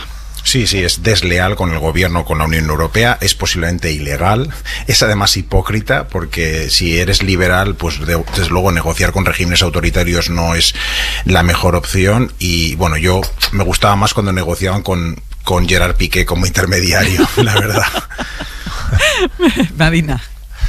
Sí, prefiero pensar que son las aventuras del consejero valiente que toma una decisión de exploración de nuevos giros de guión, y que esto no se va a llevar a cabo, obviamente, porque creo que lo que ha dicho Berna es así, y lo que ha dicho Víctor, ¿no? Es una señal de insolidaridad, seguramente está con un pie metido en la ilegalidad, No puedes hacer esto descoordinado del resto de comunidades autónomas del Gobierno central y de la Unión Europea, y no te puedes salir de las dinámicas de centralización de vacunas, porque hasta el señor consejero Valiente entendería que esto sería entonces un bar del oeste y un sálvese quien pueda.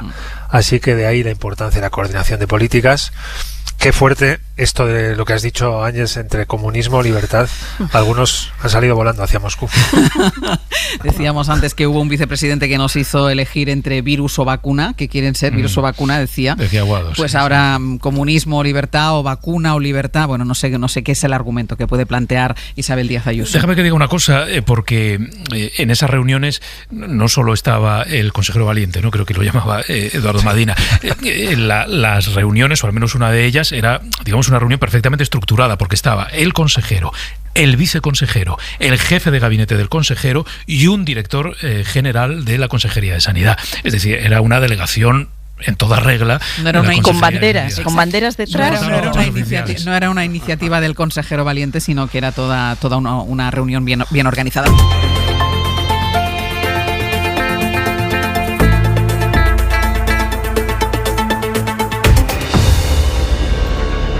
Hemos convocado a Pepe Martínez Olmos, médico especialista en medicina preventiva y salud pública. Pepe Martínez Olmos, muy buenos días. Hola, buenos días, Sánchez. Para empezar por lo que estábamos comentando antes de esta pausa publicitaria, esa negociación unilateral de la Comunidad de Madrid, del consejero, bueno, de toda una delegación de la Consejería de Sanidad de la Comunidad de Madrid, a espaldas del Gobierno central, a espaldas, evidentemente, de la Unión Europea, para intentar avanzar en la negociación para la compra de la vacuna rusa de la Sputnik.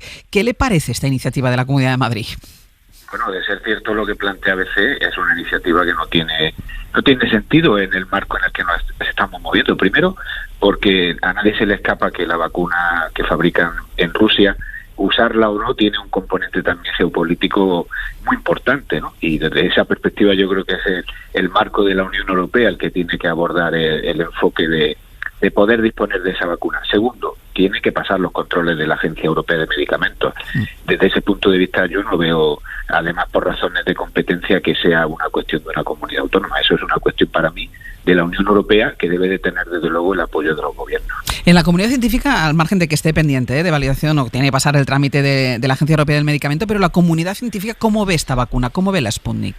A priori parece una vacuna útil y efectiva, pero también tengo que decir que no se ha abordado su fabricación con todos los parámetros que habitualmente nos dan garantía en el marco de la Unión Europea, y yo creo que esta es una de las razones por las que todavía, a esta altura de la pandemia, esta vacuna no está siendo sometida a análisis por parte de la EMA, seguramente porque tendrá que aportar mucha información. Parece que es una vacuna efectiva, pero lógicamente para usarla en el territorio de la Unión Europea y en el resto del mundo también tiene que pasar ese tipo de controles que nos dan las garantías de seguridad y eficacia. Y otro tema de polémica o de debate, como mínimo, estas últimas horas, es la posible liberación o el planteamiento de la liberación de las patentes de las vacunas. Pepe Martínez Olmos, ¿lo ve posible? ¿En qué sería positivo? ¿En qué sería negativo? Yo creo que en este momento lo importante es asegurar la capacidad de producción necesaria para todo el mundo, no solamente para Europa, para todo el mundo, porque estamos ante una pandemia que solamente con vacunas la podremos vencer si las vacunas son accesibles a todos los grupos terráqueos. A mí esta me parece la cuestión clave. Yo creo que lo sencillo es caer en el análisis de la posible expropiación de la patente, que es una cuestión que puede hacerse en términos legales, pero aquí lo importante es saber que se necesitan vacunas, y para fabricar vacunas, la operación, que es una operación colosal e inédita, requeriría un esfuerzo por parte de las instituciones públicas, sobre todo a nivel multilateral, la Organización Mundial de la Salud y la propia Unión Europea, para hacer posible que toda la capacidad potencial que tengan las empresas farmacéuticas que hoy no se dedican a fabricar vacunas se pudiera desarrollar implicando inversiones y dotación de tecnología y de personal para hacer posible la fabricación de las vacunas. Claro, porque esa es la operación fundamental. Sería inútil la expropiación si luego los países no demuestran la capacidad para la fabricación de esta vacuna. Es que no tenemos capacidad para fabricar las 7.500 millones de dosis, por lo menos iniciales, porque luego muchas de ellas se tienen que duplicar, porque esta es una operación inédita. No tenemos las fábricas de vacunas ni las fábricas de medicamentos preparadas para una pandemia. Entonces, el gran esfuerzo que hay que hacer, que por cierto, muchas veces se desconoce que ya se está haciendo por parte de compañías farmacéuticas y también de algunos gobiernos, para hacer alianzas entre compañías farmacéuticas, ese esfuerzo requiere también una dotación de recursos y de tecnología. Pongo un ejemplo, Moderna se está fabricando también en España a través de una compañía nacional como Rovi, Janssen va a fabricar a través de una compañía nacional como Eurofre. Es decir, pero estas compañías que no se dedicaban a fabricar vacunas han tenido que hacer un esfuerzo económico y de instalación de tecnología y han tenido que ser validadas por la Agencia de Medicamentos. Es decir, la operación no es sencilla, no es solamente una cuestión de rescatar las patentes. A mí me parece que la cuestión es hacer el máximo esfuerzo para que junto a las compañías farmacéuticas, los gobiernos, y yo creo que la Comisión Europea puede hacer aquí una tarea muy importante, multipliquemos por mucho la capacidad de producción de vacunas para todo el mundo, porque si no, sí que vamos a tener un problema en términos de que pueda haber variaciones y mutaciones en el virus que hagan inútiles las vacunas que hoy se están aplicando al conjunto de la población. De hecho, había ayer un argumento que utilizaba Fernando Simón sobre la importancia de la presencia tan importante de la variante británica, porque decía, no deja espacio, cuya eficacia en las vacunas no está demostrada. La variante británica sí sabemos que la vacuna funciona, si se extiende mucho el virus británico, la variante británica, que parece que es la que está más extendida, está impidiendo que se deje espacio a otras variantes. Pepe, ¿el ritmo de vacunación es el adecuado?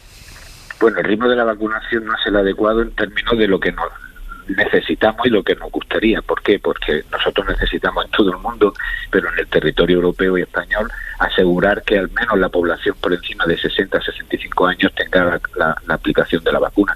No es posible porque no hemos tenido las dosis necesarias. Yo creo que en este sentido la Unión Europea ha pecado de cierta ingenuidad para pensar que se podían disponer en tan poco espacio de tiempo de tantos cientos de millones de dosis. Pero sí que es importante romper una lanza en favor de nuestro sistema sanitario, porque prácticamente el 85% de las dosis recibidas se aplican. Es decir, nosotros sí tenemos capacidad de aplicar las dosis que recibimos. Y yo estoy convencido que ahora vamos a tener millones de dosis para hacer posible que cubramos. Si llegamos al 70% de la población será todo un éxito, pero el éxito fundamental está en tener a la mayor parte de la población de 65 años cubierta, porque eso sí que cambiará el panorama desde el punto de vista del impacto en salud que puede tener la pandemia y nos abriría un horizonte de un segundo semestre del 2021 mejor, parecido al que se atisba ahora en el Reino Unido. Estamos viendo cómo aquí la curva de la incidencia de contagios va aumentando de forma más lenta. No se parece de momento la curva a esa tercera ola que tenía esa línea prácticamente, esa pendiente vertical en cuanto empezó a subir. ¿Será más ola que olita o más olita que ola? ¿Tú qué piensas? Bueno, estamos en la cuarta ola porque desde hace ya prácticamente 4 semanas el ritmo de crecimiento es imparable hacia arriba. La intensidad de esta ola puede ser menor, pero está por ver todavía porque el impacto de la Semana Santa va a tardar al menos una semana. Vamos a tener un impacto importante. Ahora bien, lo que sí es cierto es que en esta ocasión tenemos colectivos vulnerables cubiertos por vacuna, protegidos por la vacuna, especialmente los mayores de la residencia o el personal sanitario. Y yo desde ese punto de vista espero un menor daño en la salud, pero desde luego vamos a tener una ola importante, aunque en cualquier caso va a depender también de si tenemos reacciones como las que ayer hubo en el caso de Castilla y León, donde cumpliendo criterios técnicos decidieron cerrar los interiores de la hostelería. También, por lo tanto, va a depender de la reacción que tenga la propia autoridad pública a la hora de tomar las decisiones en función de cómo vaya subiendo la incidencia. Para eso tenemos el semáforo que se aprobó en octubre y que debería de aplicarse. Y una última pregunta relacionada con algunas de las medidas que ha planteado el Reino Unido, que anunció el Reino Unido ayer por la tarde, porque anuncian ciudadanos 2 pruebas gratuitas a la semana para saber si tienen o no tienen COVID. ¿Es efectiva una medida como esta? En mi opinión hay que entender el planteamiento del Reino Unido también es clave de la situación que tienen con una importante cobertura ya de protección inmunitaria que en las próximas semanas se incrementará y que hace pensar que puede ser necesaria otra estrategia, aunque yo no soy partidario de pensar que eso se pueda trasplantar a España o al resto de la Unión Europea con una cobertura tan baja todavía inmunitaria. Y también porque las pruebas rápidas tienen importantes porcentajes de falsos negativos que generan entonces una cierta confianza que yo creo que no es positiva en la gestión de la pandemia. Y por otra parte, también es cierto que en el caso español y en muchos países de la Unión Europea, la realización de pruebas diagnósticas incorporadas en programas de salud pública e incorporadas a estadísticas oficiales y a la intervención del propio sistema sanitario es mucho más eficaz que dejarlo en manos de los ciudadanos. Yo desde esa perspectiva no me parece que sea una medida que se pueda trasplantar o que se deba de copiar, por lo menos en esta etapa, en la situación actual. Pues Pepe Martínez Olmos, como siempre, muy clarito en las respuestas. Gracias y muy buenos días. Buenos días. Hasta luego. Mira, sobre este asunto de los test rápidos gratuitos del Reino Unido, que es verdad, que es una medida que cuando lo anuncias es una medida llamativa, dices, hombre, 2 veces por semana uno se puede hacer el test, sabe si está contaminado o no está contaminado. Ahora nos daba una explicación científica Pepe Martínez Olmos. Hemos preguntado también al Ministerio de Sanidad, Mariola Lourido, buenos días. ¿Qué tal? De momento no han querido decir nada, aunque sabemos que en ocasiones anteriores ya se mostraban, y yo creo que en tesis muy parecidas a las que decía ahora Pepe, contrarios a este tipo de pruebas. Sí, el Ministerio de Sanidad y el equipo de Fernando Simón no se han fiado nunca, por ejemplo, de los test de antígenos, ¿no? Han sido siempre reacios a generalizar las pruebas entre la población, en contra de los criterios de la OMS, recuerdas, test que decían, sí, y de las reclamaciones de muchos especialistas, de gobiernos incluso como el de la Comunidad de Madrid. Sanidad siempre puso en duda la fiabilidad de los antígenos, de los test rápidos, ha seguido recomendando hasta hoy mismo que las pruebas se hagan a las personas que tienen síntomas, a los contactos estrechos de los positivos, por eso se desaconsejaron siempre los cribados masivos en pueblos, en ciudades, e incluso, recordamos, el propio Illa se negó a hacer el test, ¿no?, en el debate sí, de las elecciones catalanas en TV3, que fue una cuestión muy polémica. Sanidad, el Ministerio le puso muchos problemas a Madrid cuando quiso hacer esas pruebas en las farmacias y bueno, rechaza siempre iniciativas como esta del Reino Unido, de Boris Johnson, que aquí han defendido. No es el caso de Martínez Olmos, pero sí otros especialistas como el catalán Oriol Mitjà, como una forma de recuperar, ¿no?, cuanto antes la normalidad. Lo que sí parece, Mariola, que va a hacer Sanidad va a ser levantar el límite de 65 años para la vacuna de AstraZeneca, ¿no? Eso ayudaría a acelerar el proceso de vacunación. Sí, lo comentaba Olmos, sobre todo para completar cuanto antes la vacunación a partir de 65 y sobre todo de los mayores de 70 a 79 años, un grupo de edad de alto riesgo. Recordamos, son 4 millones de personas, apenas ha empezado la vacunación en este colectivo y que solo con la vacuna de Pfizer se tardarían como mínimo 2 meses en inmunizar, según hemos consultado a algunos expertos que consideran además incomprensible, ¿no?, que algunos países pusieran este límite de edad para la administración de AstraZeneca cuando no lo recomienda la Agencia Europea del Medicamento, agencia que, por ejemplo, anoche en Hora 25 fue muy crítico con ella el presidente de la Sociedad Española de Vacunología, Amor Rojas, por no tener un mensaje más claro, ¿no?, más rotundo sobre AstraZeneca, porque los criterios de aplicación son diferentes en los países. De hecho, en algún país está paralizada. Exacto, y además, por ejemplo, no se la pone a los menores de 60, no la recomienda, al revés que ahora mismo en España. Bueno, en todo caso, Fernando Simón dijo ayer que ya hay evidencia científica más sólida sobre la eficacia de esta vacuna en los mayores de 65 y se mostró confiado en que la decisión de suprimir el tope se tomará pronto, que hasta ahora los expertos de la ponencia de vacunas han sido muy, muy reacios. Mariola, gracias. A ti, hasta luego. Víctor, estamos en un momento clave, estamos en el inicio de esta cuarta ola, vamos a ver cuál es la dimensión de la cuarta ola, pero parece evidente que estamos en el inicio de esta cuarta ola, todavía con unos datos de incidencia muy inferiores al de otros países europeos, pero ahí están, empiezan a repuntar en prácticamente todas las comunidades autónomas y claro, estamos en ese momento en el que vemos aparecer la cuarta ola y vemos acelerar, porque van llegando más dosis, la vacunación. Sí, es una situación muy difícil, ¿no? Tenemos una tarea doble, ¿no? Que es acelerar, como dices, la vacunación, pero por otro lado frenar los contagios, ¿no? Y acelerar es posible, pero no a la velocidad que nos dicen, ¿no? Varios expertos dudan de que el 70% de la población pueda estar realmente vacunada en verano, y frenar los contagios requerirá tomar medidas más estrictas de las que se están tomando. Quizás algunos, como Castilla y León, pues cerrando bares y restaurantes en varios municipios, es el camino a seguir, porque van siguiendo la senda que ocurre en otros países europeos más afectados ya por la cuarta ola. Es posible también que en Cataluña, donde se han dado un par de días para estudiar, lo que no hay señales es que realmente se estén estudiando en sitios como Madrid, que es donde seguramente es más necesaria. Es verdad que mal de muchos consuelo de tontos, ¿no? Porque en Alemania en estos momentos pues se calcula que a lo mejor las UCIs acaban siendo saturadas en un mes, ¿no? Pero yo lo que creo es que tenemos un problema de combinación entre, por un lado, la fatiga pandémica, ¿no? De que hace que las medidas no farmacéuticas, cerrar, etcétera, resulten menos efectivas por la gente está muy cansada, y luego tenemos la combinación con las variantes del virus que sí que son más efectivas, ¿no? Y más letales, como la del Reino Unido, la sudafricana y la brasileña. A mí lo que me preocupa en España es que es verdad que no hemos tenido unión de partidos, pero no ha habido una división política con la izquierda sistemáticamente pidiendo CRs y la derecha a aperturas, ¿no? Porque yo creo que en general, a nivel de la sociedad española, las encuestas lo muestran, ha habido bastante consenso en qué es lo que había que hacer. Y ahora me parece que ese consenso se está empezando a agrietar, porque ese consenso social se empieza, digamos, a notar, por ejemplo, que antes veíamos unas fiestas de gente sin mascarillas o terrazas sin distancia y todos pues reaccionamos de forma muy crítica. Ahora ya no, ahora ya muchos hablan de libertad, digamos que el discurso de libertad sin restricciones de Ayuso, o simplemente de libertinaje, que es libertad sin asumir las consecuencias de los actos, yo creo que ha calado un poco en la población. Ha calado en la población, y yo creo que, Edu, que Víctor ha introducido otro elemento. Yo decía rapidez en la propagación, ritmo de vacunación, que también es un poco la fatiga pandémica, la llamada fatiga pandémica, el cansancio de los ciudadanos, que además, como ven que la vacunación va avanzando, tienden a relajarse. Yo creo que ha hecho aparición ya hace tiempo, y que yo creo que eso lo está afectando prácticamente todo. Lo estamos viendo en autoridades, lo estamos viendo en la ciudadanía, lo estamos viendo en el debate político. Es un debate político cansado alrededor de este tema, de tal manera que se ha roto por completo. Estamos viendo que en España la policía entra en algunas fiestas sin orden judicial previa, sin llamar a la puerta.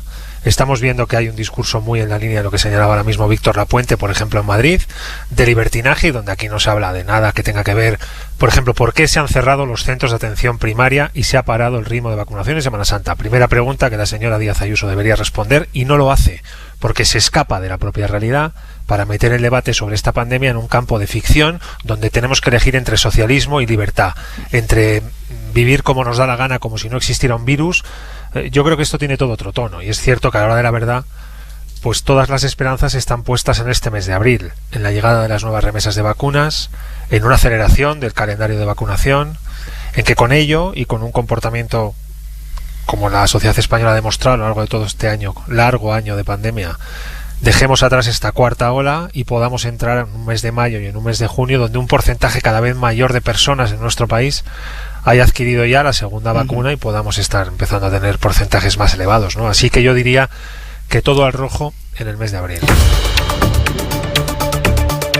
En el abierto, Víctor Lapuente, Berna González Harbour y Eduardo Marina. Enseguida vamos a ampliar los datos del paro, no tan malos, al contrario, el paro baja de esa barrera psicológica, podríamos decir, de los 4 millones de parados, con un retroceso de 59.149 personas. Se reduce el desempleo en este dato. Enseguida Rafa Bernardo nos lo va a ampliar. Pero antes, voy a escuchar a Berna, pero por añadir algo más al contexto, y porque lo decía también Pepe Martínez Olmos cuando yo le preguntaba, Olita o Ola, decía, bueno, también dependerá de las medidas, del endurecimiento de las restricciones en las próximas horas en función de cómo vaya la incidencia en cada una de las comunidades. Y, por ejemplo, Castilla y León ya ha anunciado este endurecimiento de las restricciones. Algunas de las capitales de provincia, como Burgos, como Palencia, como Segovia, como Soria o Valladolid, vuelve a cerrar el interior de los bares y de los restaurantes. En un bar de Valladolid está Mario Alejandre.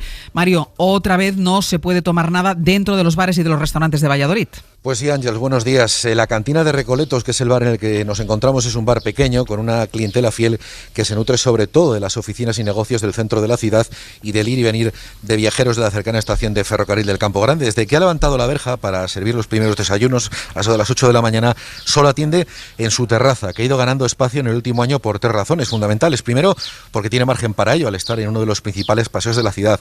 Después, porque el Ayuntamiento de la capital vallisoletana ha eximido a bares y restaurantes del pago de la tasa municipal, tanto el ejercicio pasado como este, y además ha sido generoso con la superficie ocupada por los hosteleros. Por último, por una mera cuestión de supervivencia, las decisiones adoptadas por la Junta han impedido durante buena parte de los últimos 12 meses mantener una atención normal a la clientela. De hecho, es la segunda vez en este 2021 que el sector tiene que hacer frente al cierre del interior.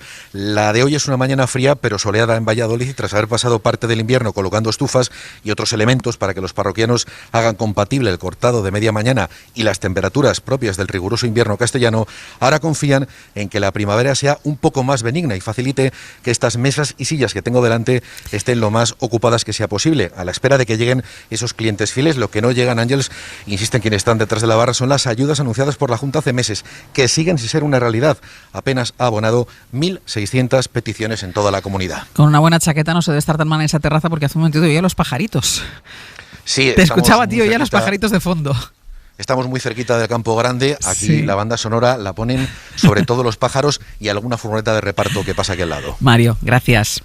Hasta luego. Hasta luego. Otra capital que cierra los interiores de bares y restaurantes es Burgos. Daniel de la Rosa es su alcalde. Alcalde, buenos días. Hola, ¿qué tal? Muy buenos días, Ángel. Hola, alcalde. Nuevo cierre del interior de bares y restaurantes en una ciudad como Burgos. ¿Esto es un golpe casi mortal para la hostelería de la ciudad? Es un golpe muy duro. Es la segunda vez en lo que llevamos de año que cierra el sector y es uno de los sectores que está siendo más castigado, evidentemente, ¿no?, por la crisis derivada de la pandemia. Y es verdad que todos pensamos que en cualquier ámbito de ocio, ¿no?, donde se producen servicios a la ciudadanía, se pueden producir más condiciones, ¿no?, para esos contagios, pero no es el foco principal. Yo siempre le he trasladado a la hostelería aquí en Burgos y a los responsables autonómicos de la Junta de Castilla y León que es en nuestro ámbito de confianza, allí donde nos encontramos más cómodos y nos relajamos visitando a nuestros padres, con nuestros amigos en nuestras casas, cuando seguramente descuidemos la disciplina y conllevemos comportamientos que pueden generar más contagio, ¿no? Yo lamento profundamente que tengamos una incidencia en Burgos por encima de los 300 casos en 14 días. Pero la Junta de Castilla y León debiera, y con esto concluyo esta primera reflexión, Ángeles, debiera fijar un criterio, trasladar confianza, seguridad, certidumbre, porque es verdad que lleva cambiando la hoja de ruta de cómo proceder independientemente de las circunstancias de cada municipio, y eso no genera ninguna estabilidad tampoco para el sector. Nos decía nuestro compañero en Valladolid si llegaban o no llegaban los clientes, y nos decía, y lo que no llega son las ayudas directas prometidas por la Junta. En Burgos entiendo que los propietarios de bares y de los restaurantes están en lo mismo. Así es.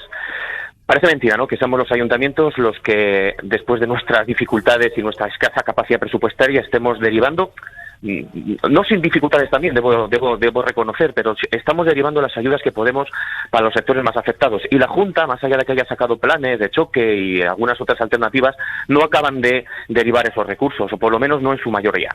Esto todavía, pues con la que está cayendo después de un año y ante una incertidumbre total hasta que llegue la vacunación, digamos, hasta conseguir, ¿no?, esa inmunidad de rebaño, esperemos que en el verano, pues evidentemente van a ser todavía meses muy duros para aquellos sectores, como digo, que están soportando sobre todo esas consecuencias de la crisis.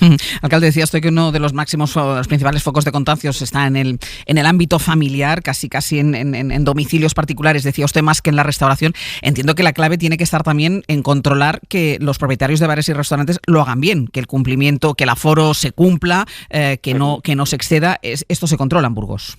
En Burgos, y yo creo que en todos los municipios, ¿no? Yo, por lo menos en la Policía Local de Burgos, en las zonas de ocio con mayor capacidad de servicio, tenemos hasta 20 unidades de policiales, 20 agentes constantemente los fines de semana, por ejemplo aquí en la zona centro de la ciudad, de manera permanente, para controlar que se guarde el distanciamiento, que se use correctamente la mascarilla, que se respeten los aforos de las terrazas. Por cierto, las terrazas, que ayuntamientos como el de Burgos, pues evidentemente está flexibilizando al máximo, pero manteniendo todas las medidas de seguridad para que podamos proporcionar al menos, ¿no?, un escenario de negocio el suficiente como para ir sobreviviendo.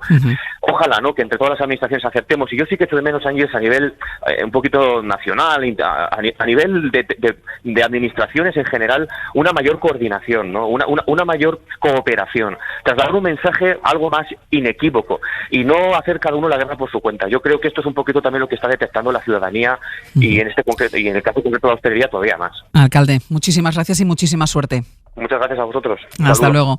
Berna, que no te había escuchado esa conjunción de aceleración de los contagios, ritmo de vacunación y esa fatiga pandémica y esa incertidumbre también, porque es verdad que los propietarios de bares y restaurantes ven cómo no les llegan las ayudas directas y ven cómo abren, compran para abrir, pero luego tienen que volver a cerrar. Sí, bueno, yo creo que ahí mis compañeros han dicho lo que yo también pienso. Yo quiero ser siempre optimista y quiero ser siempre positiva. Lo he sido siempre cuando hemos hablado aquí aquí de vacunas, recordad, y aunque vayamos un poquito más lentos, las vacunas van a ir llegando, las vacunas se empiezan a entregar de forma masiva, y eso es lo que de aquí a unos meses nos va a reducir la gravedad de los contagios y por tanto las muertes. Ahí tenemos que tener toda nuestra energía y obviamente, como dice el alcalde y otros que van a ir tomando estas medidas, hay que restringir, hay que aguantar y confiar en ese desarrollo de las vacunas. Quisiera, Ángel, si me permites, corregir en cierta forma una afirmación que hice antes para aclarar. Como dije que Rusia ni siquiera ha solicitado la autorización de la vacuna Sputnik, recibí algunos mensajes de compañeros que me dijeron sí lo ha solicitado. Entonces quería aclarar este punto porque si hay una equivocación obviamente la tenemos que aclarar. Se ha solicitado una evaluación continua, pero no la autorización formal de la vacuna. Y esta evaluación continua, que se ha solicitado indirectamente a través de una filial, se ha encontrado con numerosos retrasos de la propia Rusia, que está retrasando las inspecciones en sus plantas, por lo que me cuentan las fuentes que estoy consultando, y por tanto el procedimiento va muy lento, muy ralentizado por parte de Rusia y está lejos de esa autorización formal. La formal no ha sido solicitada. Mientras tanto, Hungría o República Checa, por ejemplo, sí la han autorizado, no la agencia europea. Y en ese camino, por eso decíamos antes que Ayuso tal vez le va a servir. El camino de Orbán. Rafa Bernardo, vamos con esta ampliación de los datos del paro, ese descenso en más de 59.000 personas y bueno, esa barrera psicológica de los 4 millones que baja un poquito. Sí, efectivamente, a pesar de que la Semana Santa, que anima la campaña de contratación de marzo, caiga o no en ese mes, a pesar de que esa Semana Santa, decimos, ha estado marcada por las restricciones, que en todo caso han ido suavizándose respecto a la situación de febrero, ha sido finalmente un marzo bastante favorable, 59.149 parados menos, es la mayor bajada para un marzo desde 2015, y el total de parados, como indicabas, por debajo de los 4 millones, esa barrera que se había superado en febrero por primera vez desde 2016 y ahora vuelve a quedar atrás con 3.949.000 desempleados registrados en total. Con todo, es un dato que es el del primer año completo de la pandemia, que se empezó a notar en las cifras de paro de marzo del año pasado. Hay ahora 400.000 desempleados más que entonces, así que los efectos de la pandemia todavía quedan mucho por recuperar. Por comunidades autónomas, este marzo baja en todas el paro, salvo en País Vasco. Ahí aumentan los desempleados en 993 y los descensos más fuertes del paro son en Andalucía con 17.000 parados menos, Comunidad Valenciana con 8.900 menos y Cataluña con 6.390 parados menos. Por sectores, ahora mirando los datos de la Seguridad Social, se ha recuperado empleo en hostelería en marzo con 31.000 afiliados más, en la construcción que gana 15.000 afiliados, pero el retroceso más fuerte ha sido en esta ocasión en la agricultura, que pierde 23.500 cotizantes. Y tenemos que hablar de ERTES también. Hay una bajada notable de 115.000, casi 116.000 personas respecto a febrero, y en estos momentos quiere decir que hay 743.000 personas en ERTE. La mayoría pertenecen a 5 sectores: comidas y bebidas, alojamiento, agencias de viajes, transporte aéreo y juegos de azar, o sea, turismo y claro, lo más afectado por la pandemia. 743.000 personas todavía en un ERTE. Sí, hay que decir que son unas cifras, nos venimos moviendo en una banda entre 700.000 y 900.000, según van pegando las olas y las restricciones concomitantes, desde septiembre prácticamente. O sea que esa cifra no está variando mucho. Esto depende claramente de la vacunación, ¿no? Y de que finalmente se pueda abrir la actividad económica como siempre. Pues Rafa, muchísimas gracias. Bueno, estos luego. Son los datos del paro de este mes de marzo. ¿Qué te sugiere, Edu?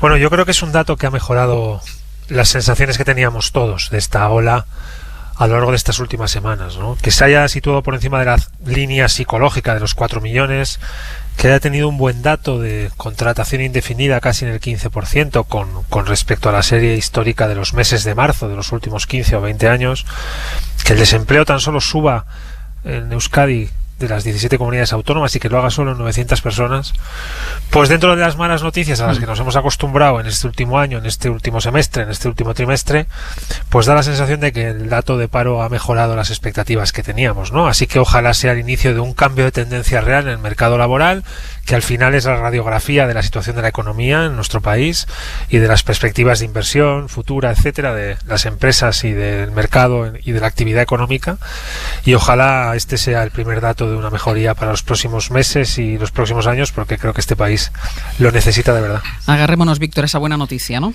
Sí, bueno, las cifras del paro son indicativas, pero tampoco son muy útiles en una pandemia, ¿no? El paro es comparar al fin y al cabo dos fotos, ¿no? Como estábamos hace un año o hace un mes con ahora, y todo es tan excepcional que vamos, que es muy difícil. Estamos muy feos en las dos fotos, ¿no? Y eso es difícil la comparación, ¿no?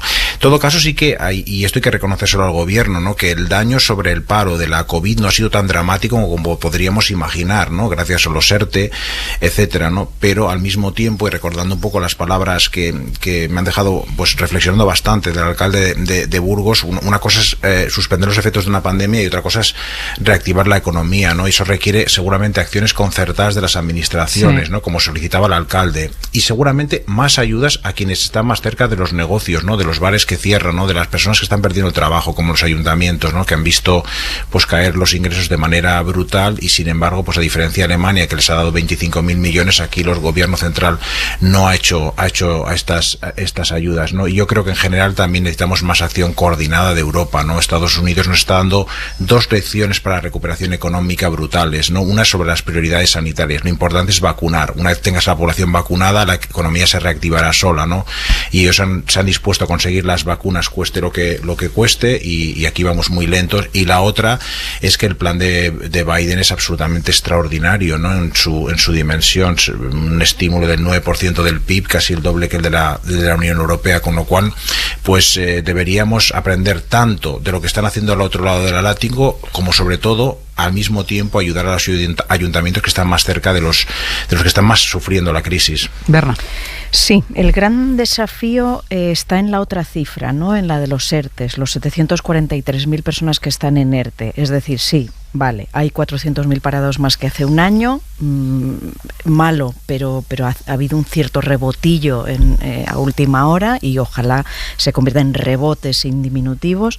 Pero ¿qué pasa con esos 743.000? Por un lado, el alivio de que no han pasado a la otra lista, pero el desafío es que no pasen nunca, ¿no? Y que esos negocios en los que trabajan esas personas ahora suspendidas puedan recuperar el oxígeno y puedan recuperar la respiración. Es ahí donde todos como sociedad y los gobiernos especialmente deben apostar a sostener, a mantener los respiradores y a que esos negocios vuelvan a ser operativos y eficaces, esos y otros más. Pero ese es el desafío, sin duda. La recuperación económica, la recuperación también del empleo pasa evidentemente por la vacunación. Voy a retomar el asunto que nos ocupaba antes con otro de los debates que está abierto. Lo planteó el viernes pasado, estaba aquí el propio presidente de la Generalitat Valenciana que lo planteaba, ¿no? La liberación de las patentes de las vacunas. De ello hablábamos hace un ratito con Pepe Martínez Olmos. A las 8 en la pizarra de Javier Ruiz nos hablaba sobre esta liberación de las patentes, una idea, insisto, que está en el debate público estos días. Javier Ruiz, hola de nuevo. ¿Qué tal, Ángeles? Lo primero es que es una opción que sí se puede realizar, ¿no? Existen mecanismos para esta expropiación. Existen mecanismos legales e incluso precedentes, porque se ha hecho ya. Mecanismos legales hay fundamentalmente dos. El del acuerdo multilateral. Por ejemplo, la Organización Mundial de Comercio lo contempla en sus artículos 9.3 y 9.4 del Acuerdo de Fundación, del Acuerdo de Marrakech. Se dice literalmente esto, que en circunstancias excepcionales, y marcando dos límites, el de las condiciones con las que se pone en marcha y el de el momento en que se le pone punto final, pero marcando esas dos condiciones se puede hacer. Es la teoría. Porque la práctica lo que dice es se desarrolla en 90 días y en 90 días se acuerda. Bueno, India y Sudáfrica lo pidieron en el 2 de octubre, tenían el apoyo de 58 países, todavía esto no tiene ni respuesta. Así que la ley lo permite, pero la práctica no tanto. Digo que hay legislación y precedentes, porque se hizo en el año 2000 y en el año 2001. Con los retrovirales del VIH, India fue autorizada a fabricar genéricos para Sudáfrica. Así que hay una vía multilateral, la del acuerdo de todos los países, y si no, hay una segunda vía, y es la unilateral de algunos de los países. Esa segunda vía es la que está explorando la Unión Europea. Habla del artículo 122 del Tratado Fundacional, el de la Unión, que permite esta expropiación si surgen dificultades graves en el suministro de determinados productos. Así que cobertura legal hay. Otra cosa es que haya, en fin, cobertura real. Claro, y luego la pregunta, ¿no? Si serviría de algo para subsanar los problemas que hay de abastecimiento en el caso de que se produjera esta liberación de las patentes. Claro, porque este es el gran problema. El problema es que incluso aunque la ley te lo permita, la velocidad que requiere ahora mismo abastecernos de vacunas probablemente no sea solucionada con la expropiación. Hay 3 problemas. Primero, tú necesitas las vacunas ya. Las expropiaciones son procedimientos judiciales que suelen dilatarse años. Segundo, hace falta pagarlas, porque estas expropiaciones no son gratis. La licencia obligatoria, que se llama, requiere compensar a los expropiados, así que habría que aprobar nuevo dinero. Y tercero, y sobre todo, lo estabais comentando antes, falta manufactura. Es decir, tú puedes tener la fórmula de la Coca-Cola, pero luego tienes que fabricar esa Coca-Cola. Puedes tener la fábrica más o menos, o sea, puedes tener la fórmula más o menos cerrada, pero luego hay que desarrollarla. Pfizer, por ejemplo, dice que su vacuna tiene 260 componentes de 60 fábricas distintas. Así que podemos... Luego hay que tener los ingredientes para hacer la Coca-Cola. Claro, y las fábricas para hacerlo. Ojo, quienes están impulsando esto dicen, no todos los países lo tienen, pero algunos países sí lo tienen. Por ejemplo, Médicos Sin Fronteras, Raquel González, escúchala, dice literalmente esto: algunos países sí pueden contribuir, dice. Hay capacidad de fabricación, de manufacturación. Lógicamente no es igual en todos los países, hay un desequilibrio. Tal vez no le podemos pedir a países como República Centroafricana o Sudán del Sur que establezcan fábricas de producción, pero hay un gran número de países, no solo de países de rentas altas, sino de rentas medias como Brasil o como India o como Pakistán o como Sudáfrica, que tienen esa capacidad para poder producir una vez que tengan el conocimiento. Pero dicho esto, Ángeles, de momento, insisto, se necesitan mucho tiempo en tribunales, mucho dinero y mucha capacidad que ahora mismo no parece solucionar el problema a corto plazo. Y luego está lo que digan las farmacéuticas, porque claro, hay una cosa que hay que tener en cuenta, ya ha salido también aquí en el debate previo que teníamos. Las farmacéuticas han recibido miles de millones de dinero público para poder elaborar, para poder sacar la vacuna adelante. Hasta 25.000 millones de dinero público. Ese es el gran argumento a favor de la intervención, de la expropiación. Pero ¿qué dicen las farmacéuticas? Fundamentalmente 2 cosas. Primera, si usted me expropia los beneficios, en la próxima vacuna, en la próxima pandemia, va a invertir usted. Este es básicamente el argumento de las farmas. Va a invertir su tía. Claro, lo que dicen es, oiga, aquí tenemos un sistema de patentes desde 1994 que ha funcionado muy bien, que ha permitido vacunas.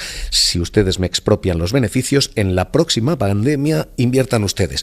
Y luego, segundo, lo que dicen es, oiga, estas vacunas cuestan 10 años, 2.500 millones de inversión cada vez que se comercializa y las mayorías fracasan.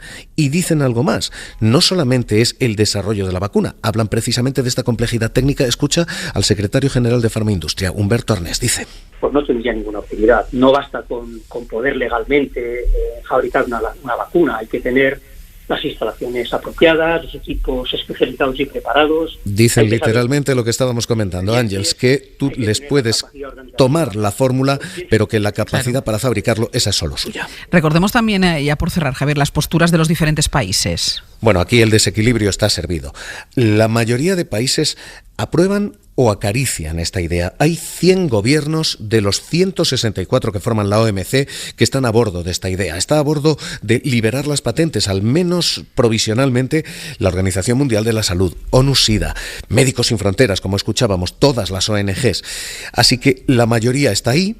Y el poder está en el otro lado. El poder es el de los países que dicen ni de broma. Y en esto están quienes tienen a esas farmacéuticas en sus territorios: Estados Unidos, Reino Unido, Japón, Brasil, Australia, Noruega, Suiza y algunos países de la Unión Europea. Así que puede haber mayorías, pero luego hay fuerzas, y la fuerza está en que esto no va a salir adelante. El debate está servido. Yo creo que la realidad probablemente no habrá expropiaciones aquí. Javier, muchísimas gracias. Hasta ahora. Víctor, es muy posible que no salga adelante, como decía Javier, pero bueno, a mí me parece interesante que se plantee como mínimo el debate. A mí me parece muy interesante. Yo creo que hay 2 argumentos muy fuertes en contra de suspender las patentes. Primero, que sería contraproducente a largo plazo, no sería pan para hoy, hambre para mañana, porque como comentaba Javier, pues bueno, las farmacéuticas no tendrán interés futuro en invertir. Claro. Y quizás es poco efectiva, porque una cosa es tener la patente, otra la autorización para su administración y otra producirla. Pero esos argumentos, si nos fijamos, se aplican sobre todo a Europa. Es decir, la idea es que cuando se fabricaran las vacunas genéricas ya estaría toda la población de de Occidente, bueno, de Europa y de Occidente, vacunada con Pfizer y con las otras vacunas de las farmacéuticas estándar, ¿no? Pero yo creo que el argumento para el resto del mundo pues no es igual, ¿no? Y Médicos Sin Fronteras yo creo que no es una organización revolucionaria, que tiene argumentos de autoridad. El propio director de la Organización Mundial de la Salud pues ha dicho que la capacidad de producción actual solo cubre una fracción de las necesidades globales, y que seguramente si queremos tener un acceso igualitario para acabar con la pandemia, pues seguramente deberíamos optar por cuestiones como la suspensión. Es un argumento con precedentes, ya se dio en la lucha contra otra pandemia, la del SIDA hace 20 años, cuando los medicamentos genéricos pues asequibles pues fueron fabricados en países donde las patentes no impidieron su producción, y además está, como ha dicho Javier Ruiz, avalada en la OMC con el apoyo de más de 100 países. Me gustaría destacar una pequeña cosa solo para concluir, la cierta hipocresía de Europa, ¿no? Al principio de la pandemia, si recordamos, el Parlamento Europeo adoptó una resolución reconociendo la necesidad de garantizar un acceso igualitario, equitativo y asequible para todas las personas del mundo. Hace pocos días, ¿no?, en El País había un artículo de Boris Johnson, Macron, Merkel, Pedro Sánchez, donde se pedía una acción conjunta para una arquitectura sanitaria internacional más sólida, pero sin embargo al mismo tiempo bloquean esto. Sí, a mí me gustaría poner sobre la mesa unas cifras muy claras que nos dan una luz sobre la situación, ¿no? Europa y Estados Unidos sumamos el 10% de la población mundial, el 40% de las muertes por la pandemia, porque somos más viejos, por más densidad, por X razones. Pero el 90% de las vacunas administradas. Es decir, hay cierta razón en que nos debemos vacunar más si estamos muriendo más, ¿vale? Eso se podría admitir, pero no hay una razón para esa disparidad del 40% de muertes al 90% de las vacunas. El error en este debate, que me parece un debate muy necesario, es plantearlo como una competencia entre farmacéuticas. Ellas dicen con razón, claro, si no tenemos competencia, si no tenemos beneficios, ¿cómo nos vamos a poner a investigar? No, esto es una competencia entre el virus y la humanidad. Es así.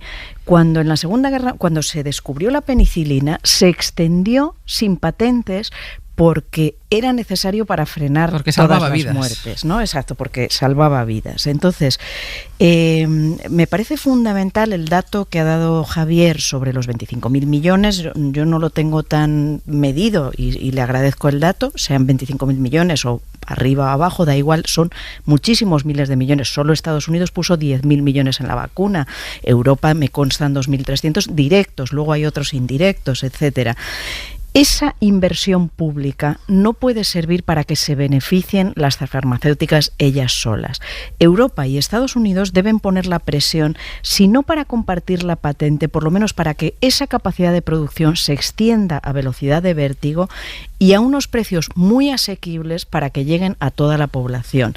Y sobre todo, si son tan buenas las farmacéuticas, con una transparencia que no han demostrado hasta ahora, que nos digan cuánto están cobrando por dosis, cuánto está pagando la Unión Europea, etcétera, etcétera, etcétera. Es decir, entre el comunismo de quitarles la patente, vale, no se la vamos a quitar, tal vez o tal vez sí, y el libre mercado que guía ahora mismo la lucha de las farmacéuticas por sus beneficios, hay muchos pasos que debemos recorrer. Edu. Sí, bueno, cuando hablamos de esto de la geopolítica de la pandemia, en realidad geopolítica es, cuando hablamos de ella, es de cómo la geografía interfiere o condiciona o determina la política, ¿no? Cómo la geografía determina la política. Y es evidente que, por ejemplo, con los datos que acaba de dar Berna, la geografía de los distintos continentes y sus niveles de desarrollo es muy determinante del acceso, tanto uno, del impacto de la pandemia, dos, del acceso a la lucha contra la misma a través de la vacuna. Sin embargo, 2020 nos deja un buen dato, una buena idea. Y la buena idea es una vieja buena idea, la de la cooperación internacional y de la cooperación público-privada. Con cooperación internacional, países, gobiernos, científicos de distintas geografías y geopolíticas del mundo colaborando juntos frente a una amenaza global común que es esta pandemia, dos líneas o dos mundos a un lado y otro de una línea, que es el mundo público y el mundo privado, instituciones y empresas cooperando y colaborando para sacar adelante una vacuna en tiempo récord, menos de un año de la llegada general del virus al conjunto del mundo. Ya había una hipótesis de vacuna que se ha demostrado útil y que se está implementando, y en contra de este discurso de, bueno, nacionalicemos, liberalicemos, etcétera, etcétera. Yo creo que hay dos claves. La primera es dotar de una mayor capacidad instalada para aumentar la producción de vacunas, y dos, seguramente para cuando esto pase, o cuando empiece a pasar, dejarla distribuida geográfica y geopolíticamente para posibles pandemias futuras que puedan venir, esperemos que no, pero que puedan venir en el futuro a visitarnos dentro de unos cuantos años, ¿no? Para evitar y prevenir impactos tan negativos como hemos tenido en esta pandemia en los lugares más vulnerables y más desprovistos de sistemas nacionales de salud robustos, como es el caso, en nuestro caso de España o en otros lugares de Europa, ¿no? Dos apuntes que extraigo del diario El País. Un artículo interesante que firman, entre otros, 2 premios Nobel de Economía, Stiglitz y Michael Spence, que defienden precisamente la necesidad de levantar, de suspender los derechos de propiedad intelectual asignados a aquellos productos que son fundamentales para luchar contra la pandemia. No solo las vacunas, también los tratamientos, incluso los equipos de protección, para que lleguen con mayor cantidad a los países en vías de desarrollo, con más problemas económicos.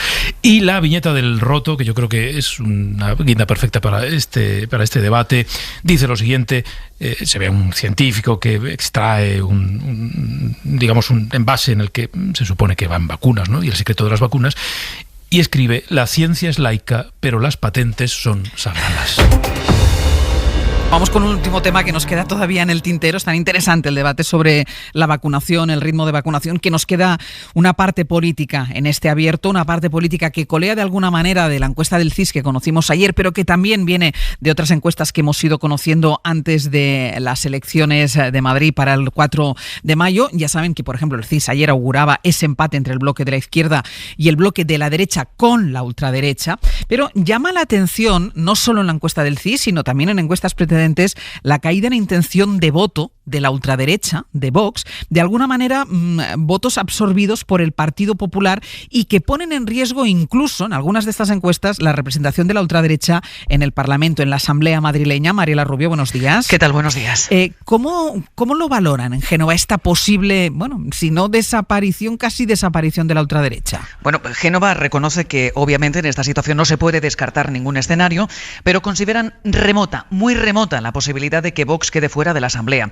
Esta es la frase, Ángels, que utilizan, te la voy a decir textualmente: que Vox caiga por debajo del 5% es tan improbable como una mayoría absoluta de Ayuso, porque además dicen una cosa implicaría la otra. En fin, que el PP cree dificilísimo que Vox baje de los 19 escaños. Pero claro, como tú lo decías, hay que sumar, y en este contexto lo que preocupa y mucho es que Ciudadanos, al que el PP sitúa sin ninguna duda fuera de la Asamblea, arrastre consigo un 4% que no se traduzca en escaños, pero sí se pierda para el bloque. Es lo que tratarán de conjugar desde el PP de Madrid en la campaña, de ahí que Ayuso ayer anunciase que va a contar con la consejera de Cultura naranja, Marta Rivera de la Cruz, si sigue gobernando. Sobre el CIS, pues Ana Beltrán, de la Dirección Nacional, no quiso ayer valorarlo. No comentamos encuestas de factoría redondo, como lo hemos dicho en muchas ocasiones. Ya es hora de que dimita el señor Tezanos. Eso es toda la valoración que voy a hacer con respecto a esa encuesta, una vez más, de parte que no merece la pena ningún comentario por nuestra parte. En privado, Génova sí habla de un CIS para acabar con lo que llaman el clima de ayusomanía, pero en el PP de Madrid creen que puede terminar beneficiando a Ayuso porque traslada a su electorado que el votante de la derecha no puede relajarse.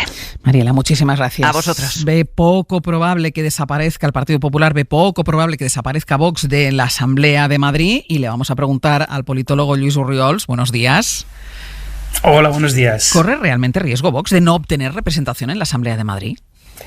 Bien, a priori, si no tuviéramos datos encima de la mesa, me parecería muy exótico, altamente improbable que una fuerza como Vox, que hace 4 días estaba en una fase de expansión, que veíamos como poco a poco iba comiendo terreno al Partido Popular, se quedara fuera de la Asamblea de Madrid, ¿no?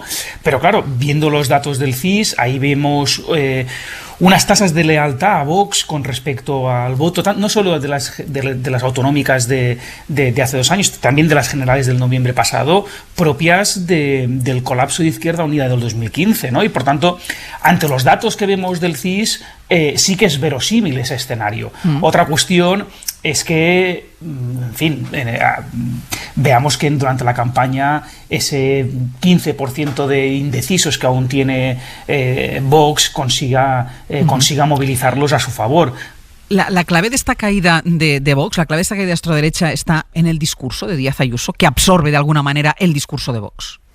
No, sin duda. Si miramos eso, y además ya lo veíamos como las fugas de Vox hacia el Partido Popular estaban muy concentradas en la Comunidad de Madrid, incluso antes de que se convocaran elecciones autonómicas. Veíamos como el atractivo de Ayuso conseguía que las fugas de Vox hacia el Partido Popular se doblaran con respecto a las fugas de Vox hacia el Partido Popular a nivel estatal. Por tanto, sí, hay un elemento idiosincrático del Partido Popular de Madrid. Es una cuestión del Partido Popular de Madrid que es muchísimo más competitivo con Vox en general que lo que pasa en España. Pero también te digo que muchas veces la política que estamos viendo en los últimos años depende muchísimo de en qué ciclo estamos, ¿no? Hasta ahora, y sobre todo después de las elecciones catalanas, veíamos un escenario muy favorable para Vox. El hecho de que Vox obtenga unos resultados muy pobres en estas elecciones autonómicas puede generar un clima, digamos, de desaliento, ¿no? en ese fuga que estábamos viendo progresiva del Partido Popular hacia Vox. Y si pierde las muletas, la muleta de Ciudadanos parece que la pierde, la de Vox está ahí en el alambre, a Isabel Díaz Ayuso solo o mayoría absoluta o mayoría absoluta. Sí, Ángeles, porque mira, yo de la encuesta del CIS yo veo una derecha muy fuerte. Vemos como la derecha está particularmente movilizada. Dentro de las series del CIS yo te diría que en Madrid la derecha nunca había estado tan movilizada como ahora. El porcentaje de votantes de derechas que dicen que seguro que van a votar en estas elecciones está en máximos históricos. Yo creo que otro elemento fundamental para entender que la derecha está muy fuerte es que las fugas del PSOE al PP son mayores que las fugas de Ciudadanos al PSOE.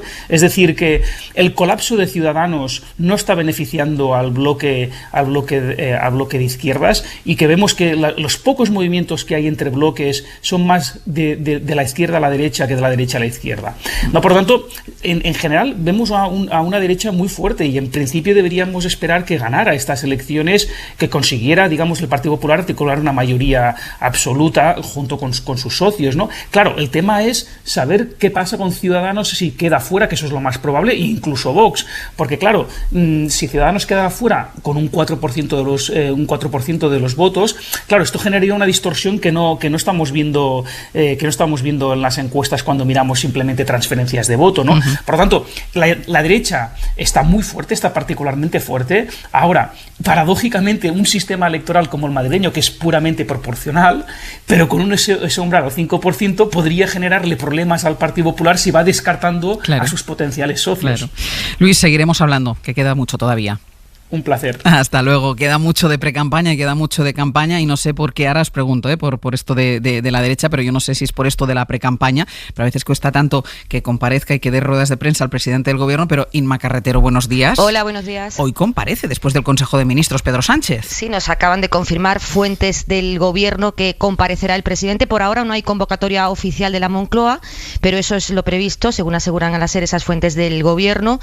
Va a comparecer en un momento en el que el Ejecutivo quiere clarificar y explicar el plan de vacunación. Llevan semanas anunciando que abril es un mes clave y que habrá un aumento exponencial de las dosis en este mes para permitir llegar al objetivo del 70% de población inmunizada en verano, y en ese contexto es en el que se produce la comparecencia del presidente, que en este momento acaba de posar junto al nuevo Ejecutivo en la escalinata del Palacio de la Moncloa. Primera foto de familia del gobierno sin Pablo Iglesias y ya con Yolanda Díaz como vicepresidenta tercera y Yone Belarra como ministra de Derechos Sociales. Se ha producido esa foto y al término, según fuentes gubernamentales, comparecerá el presidente, que ya mañana se va de España por el resto de la semana porque comienza una gira africana en Angola y Senegal. Bueno, pues quedamos a la espera de esa comparecencia, de los anuncios o el anuncio que pueda hacer el presidente del gobierno. Gracias. Hasta luego. Hasta luego. Presidente del gobierno que se ha convertido, en el objetivo de la confrontación de la propia Isabel Díaz Ayuso, que no confronta con Ángel Gabilondo, que no confronta con el candidato socialista, sí lo hace con el presidente del gobierno, al que cita directamente, al que emplaza directamente, al que pregunta directamente, y es verdad que Pedro Sánchez entra en esta confrontación. Pero por rebobinar, por lo que estábamos hablando, Víctor, antes con Luis Urriols, la derecha, el problema que se le puede plantear al Partido Popular si este alambre por el que camina ahora mismo Vox en Madrid se cae del lado de la no representación parlamentaria.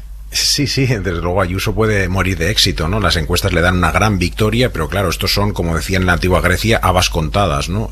O sea, lo que quitas de uno lo gana el otro, ¿no? Dentro del bloque de derechas. Entonces es altamente probable que Ciudadanos quede fuera, y es posible que Vox también quedara fuera, ¿no? Porque entre el electorado de Vox, Ayuso es mejor valorada que Rocío Monasterio. Lo que ocurre en otros países multipartidistas, donde hay un socio mayoritario en la derecha o en la izquierda, es que intenta hacer una campaña más discreta que Ayuso, no tan confrontacional. El socio mayor intenta frenarse en su petición de voto al voto útil, casi insinúa que los indecisos pues voten por el partido que podría no pasar el corte del 5%, y esto no está ocurriendo ahora en Madrid. En todo caso, se está apretando muchísimo las encuestas. Hay partido, ¿no? Se está apretando más que la Liga de Fútbol, de hecho. Que ya está bastante apretada. Es que está bastante apretada, y yo creo que cada día es más incierto el resultado, ¿no? Dicen que el 6% decidirá su voto el último día y el 7% 2 días antes, pero también al mismo tiempo son más claras que nunca las opciones, que son dos. O sea, con la caída de Ciudadanos, básicamente solo hay dos opciones: una coalición de tripartito de izquierdas o PP y Vox. Eduardo. Sí, yo creo que si Vox queda fuera del Parlamento Autonómico, que yo lo dudo, sería la mejor noticia política de los últimos años. No podríamos leerlo de otra manera, se nos ha olvidado, pero hace pues no más de 2 meses en el Parlamento Autonómico de Cataluña sacó 11 diputados frente a 3 del Partido Popular. Esta es la velocidad de los acontecimientos, de nuestro olvido y de la aceleración que la política tiene en nuestro país, ¿no? Más allá del CIS, que a mí hace ya tiempo, Ángel, ya sabes que me dejó de resultar interesante comentar lo que opina el CIS, sí creo que la media de encuestas nos enseñan una fotografía que sí es relevante. La primera, que el Partido Popular de Ayuso dobla prácticamente su representación con respecto a hace 2 años, que Ciudadanos lucha por no desaparecer y que lo tiene muy difícil, que Vox claramente está frenado y que en el mejor de los escenarios para esa formación política neofascista es estar más o menos donde estuvo, un poco a la baja, que el Partido Socialista de Ángel Gabilondo se queda donde estaba, incluso un poco a la baja, que Más Madrid puede doblar a Podemos y que Podemos tiene muchas papeletas de quedar quinta fuerza en el Parlamento Autonómico. Es decir, si hacemos una radiografía de esa media de encuestas de todo lo que se ha publicado, lo que nos sale es que hay una altísima probabilidad de un gobierno de Isabel Díaz Ayuso, y yo lo que creo es que ahí está vertido parte de lo que ha pasado en la política nacional. Es decir, que el líder de la oposición o el liderazgo de la oposición en España pues no ha caído en el señor Casado en el Congreso de los Diputados, ha basculado sobre el gobierno de la Comunidad Autónoma de Madrid y sobre Isabel Díaz Ayuso. Nos queda un minutito, Berna. Bueno, estas elecciones van de canibalizar el voto de Ciudadanos, nada más. No van de pandemia, no van de gestión, no van de sanidad pública, no de educación, no, van de canibalizar al votante de Ciudadanos, y eso parece que es lo que va a hacer Ayuso. Lo dice no solo sus propios datos, sino los propios datos de los votantes de Ciudadanos e incluso de Vox, que prefieren a Ayuso de presidenta que no al señor Val o a la señora Monasterio. La movilización es muy alta en la derecha, mucho más que la izquierda. Pero bueno, queda muchísimo, queda un mes. Yo, como he cerrado las claves esta mañana, mucho ánimo a los concursantes porque tienen una tarea difícil. Queda un mes de precampaña, queda toda la campaña electoral, y lo decía Luis Orriols, es muy posible que buena parte de los votantes decidan prácticamente en los últimos días antes de las elecciones, y con eso van a jugar también los diferentes partidos políticos en sus respectivas estrategias. Pero bueno, veremos lo que pasa. Recordar lo que decía Inma, que hoy, después del Consejo de Ministros, en la rueda de prensa, comparece el presidente del gobierno en este contexto del debate que hay sobre la vacuna y el ritmo de la vacunación. Quise decirte, vida mía, lo que por ti... Berna González Harbour, Víctor Lapuente, Eduardo Madina. Hasta Adiós. La semana que viene. Gracias. Un beso. Adiós, buenos días. Al llamarte comunicando, he de decir... Suscríbete a Hoy por Hoy. Todos los episodios y contenidos adicionales en la app de Cadena SER y en nuestros canales de Apple Podcast, Spotify, iVoox, Google Podcast y YouTube. Escúchanos en directo en la SER de lunes a viernes a las 6 de la mañana. Cadena SER. La radio.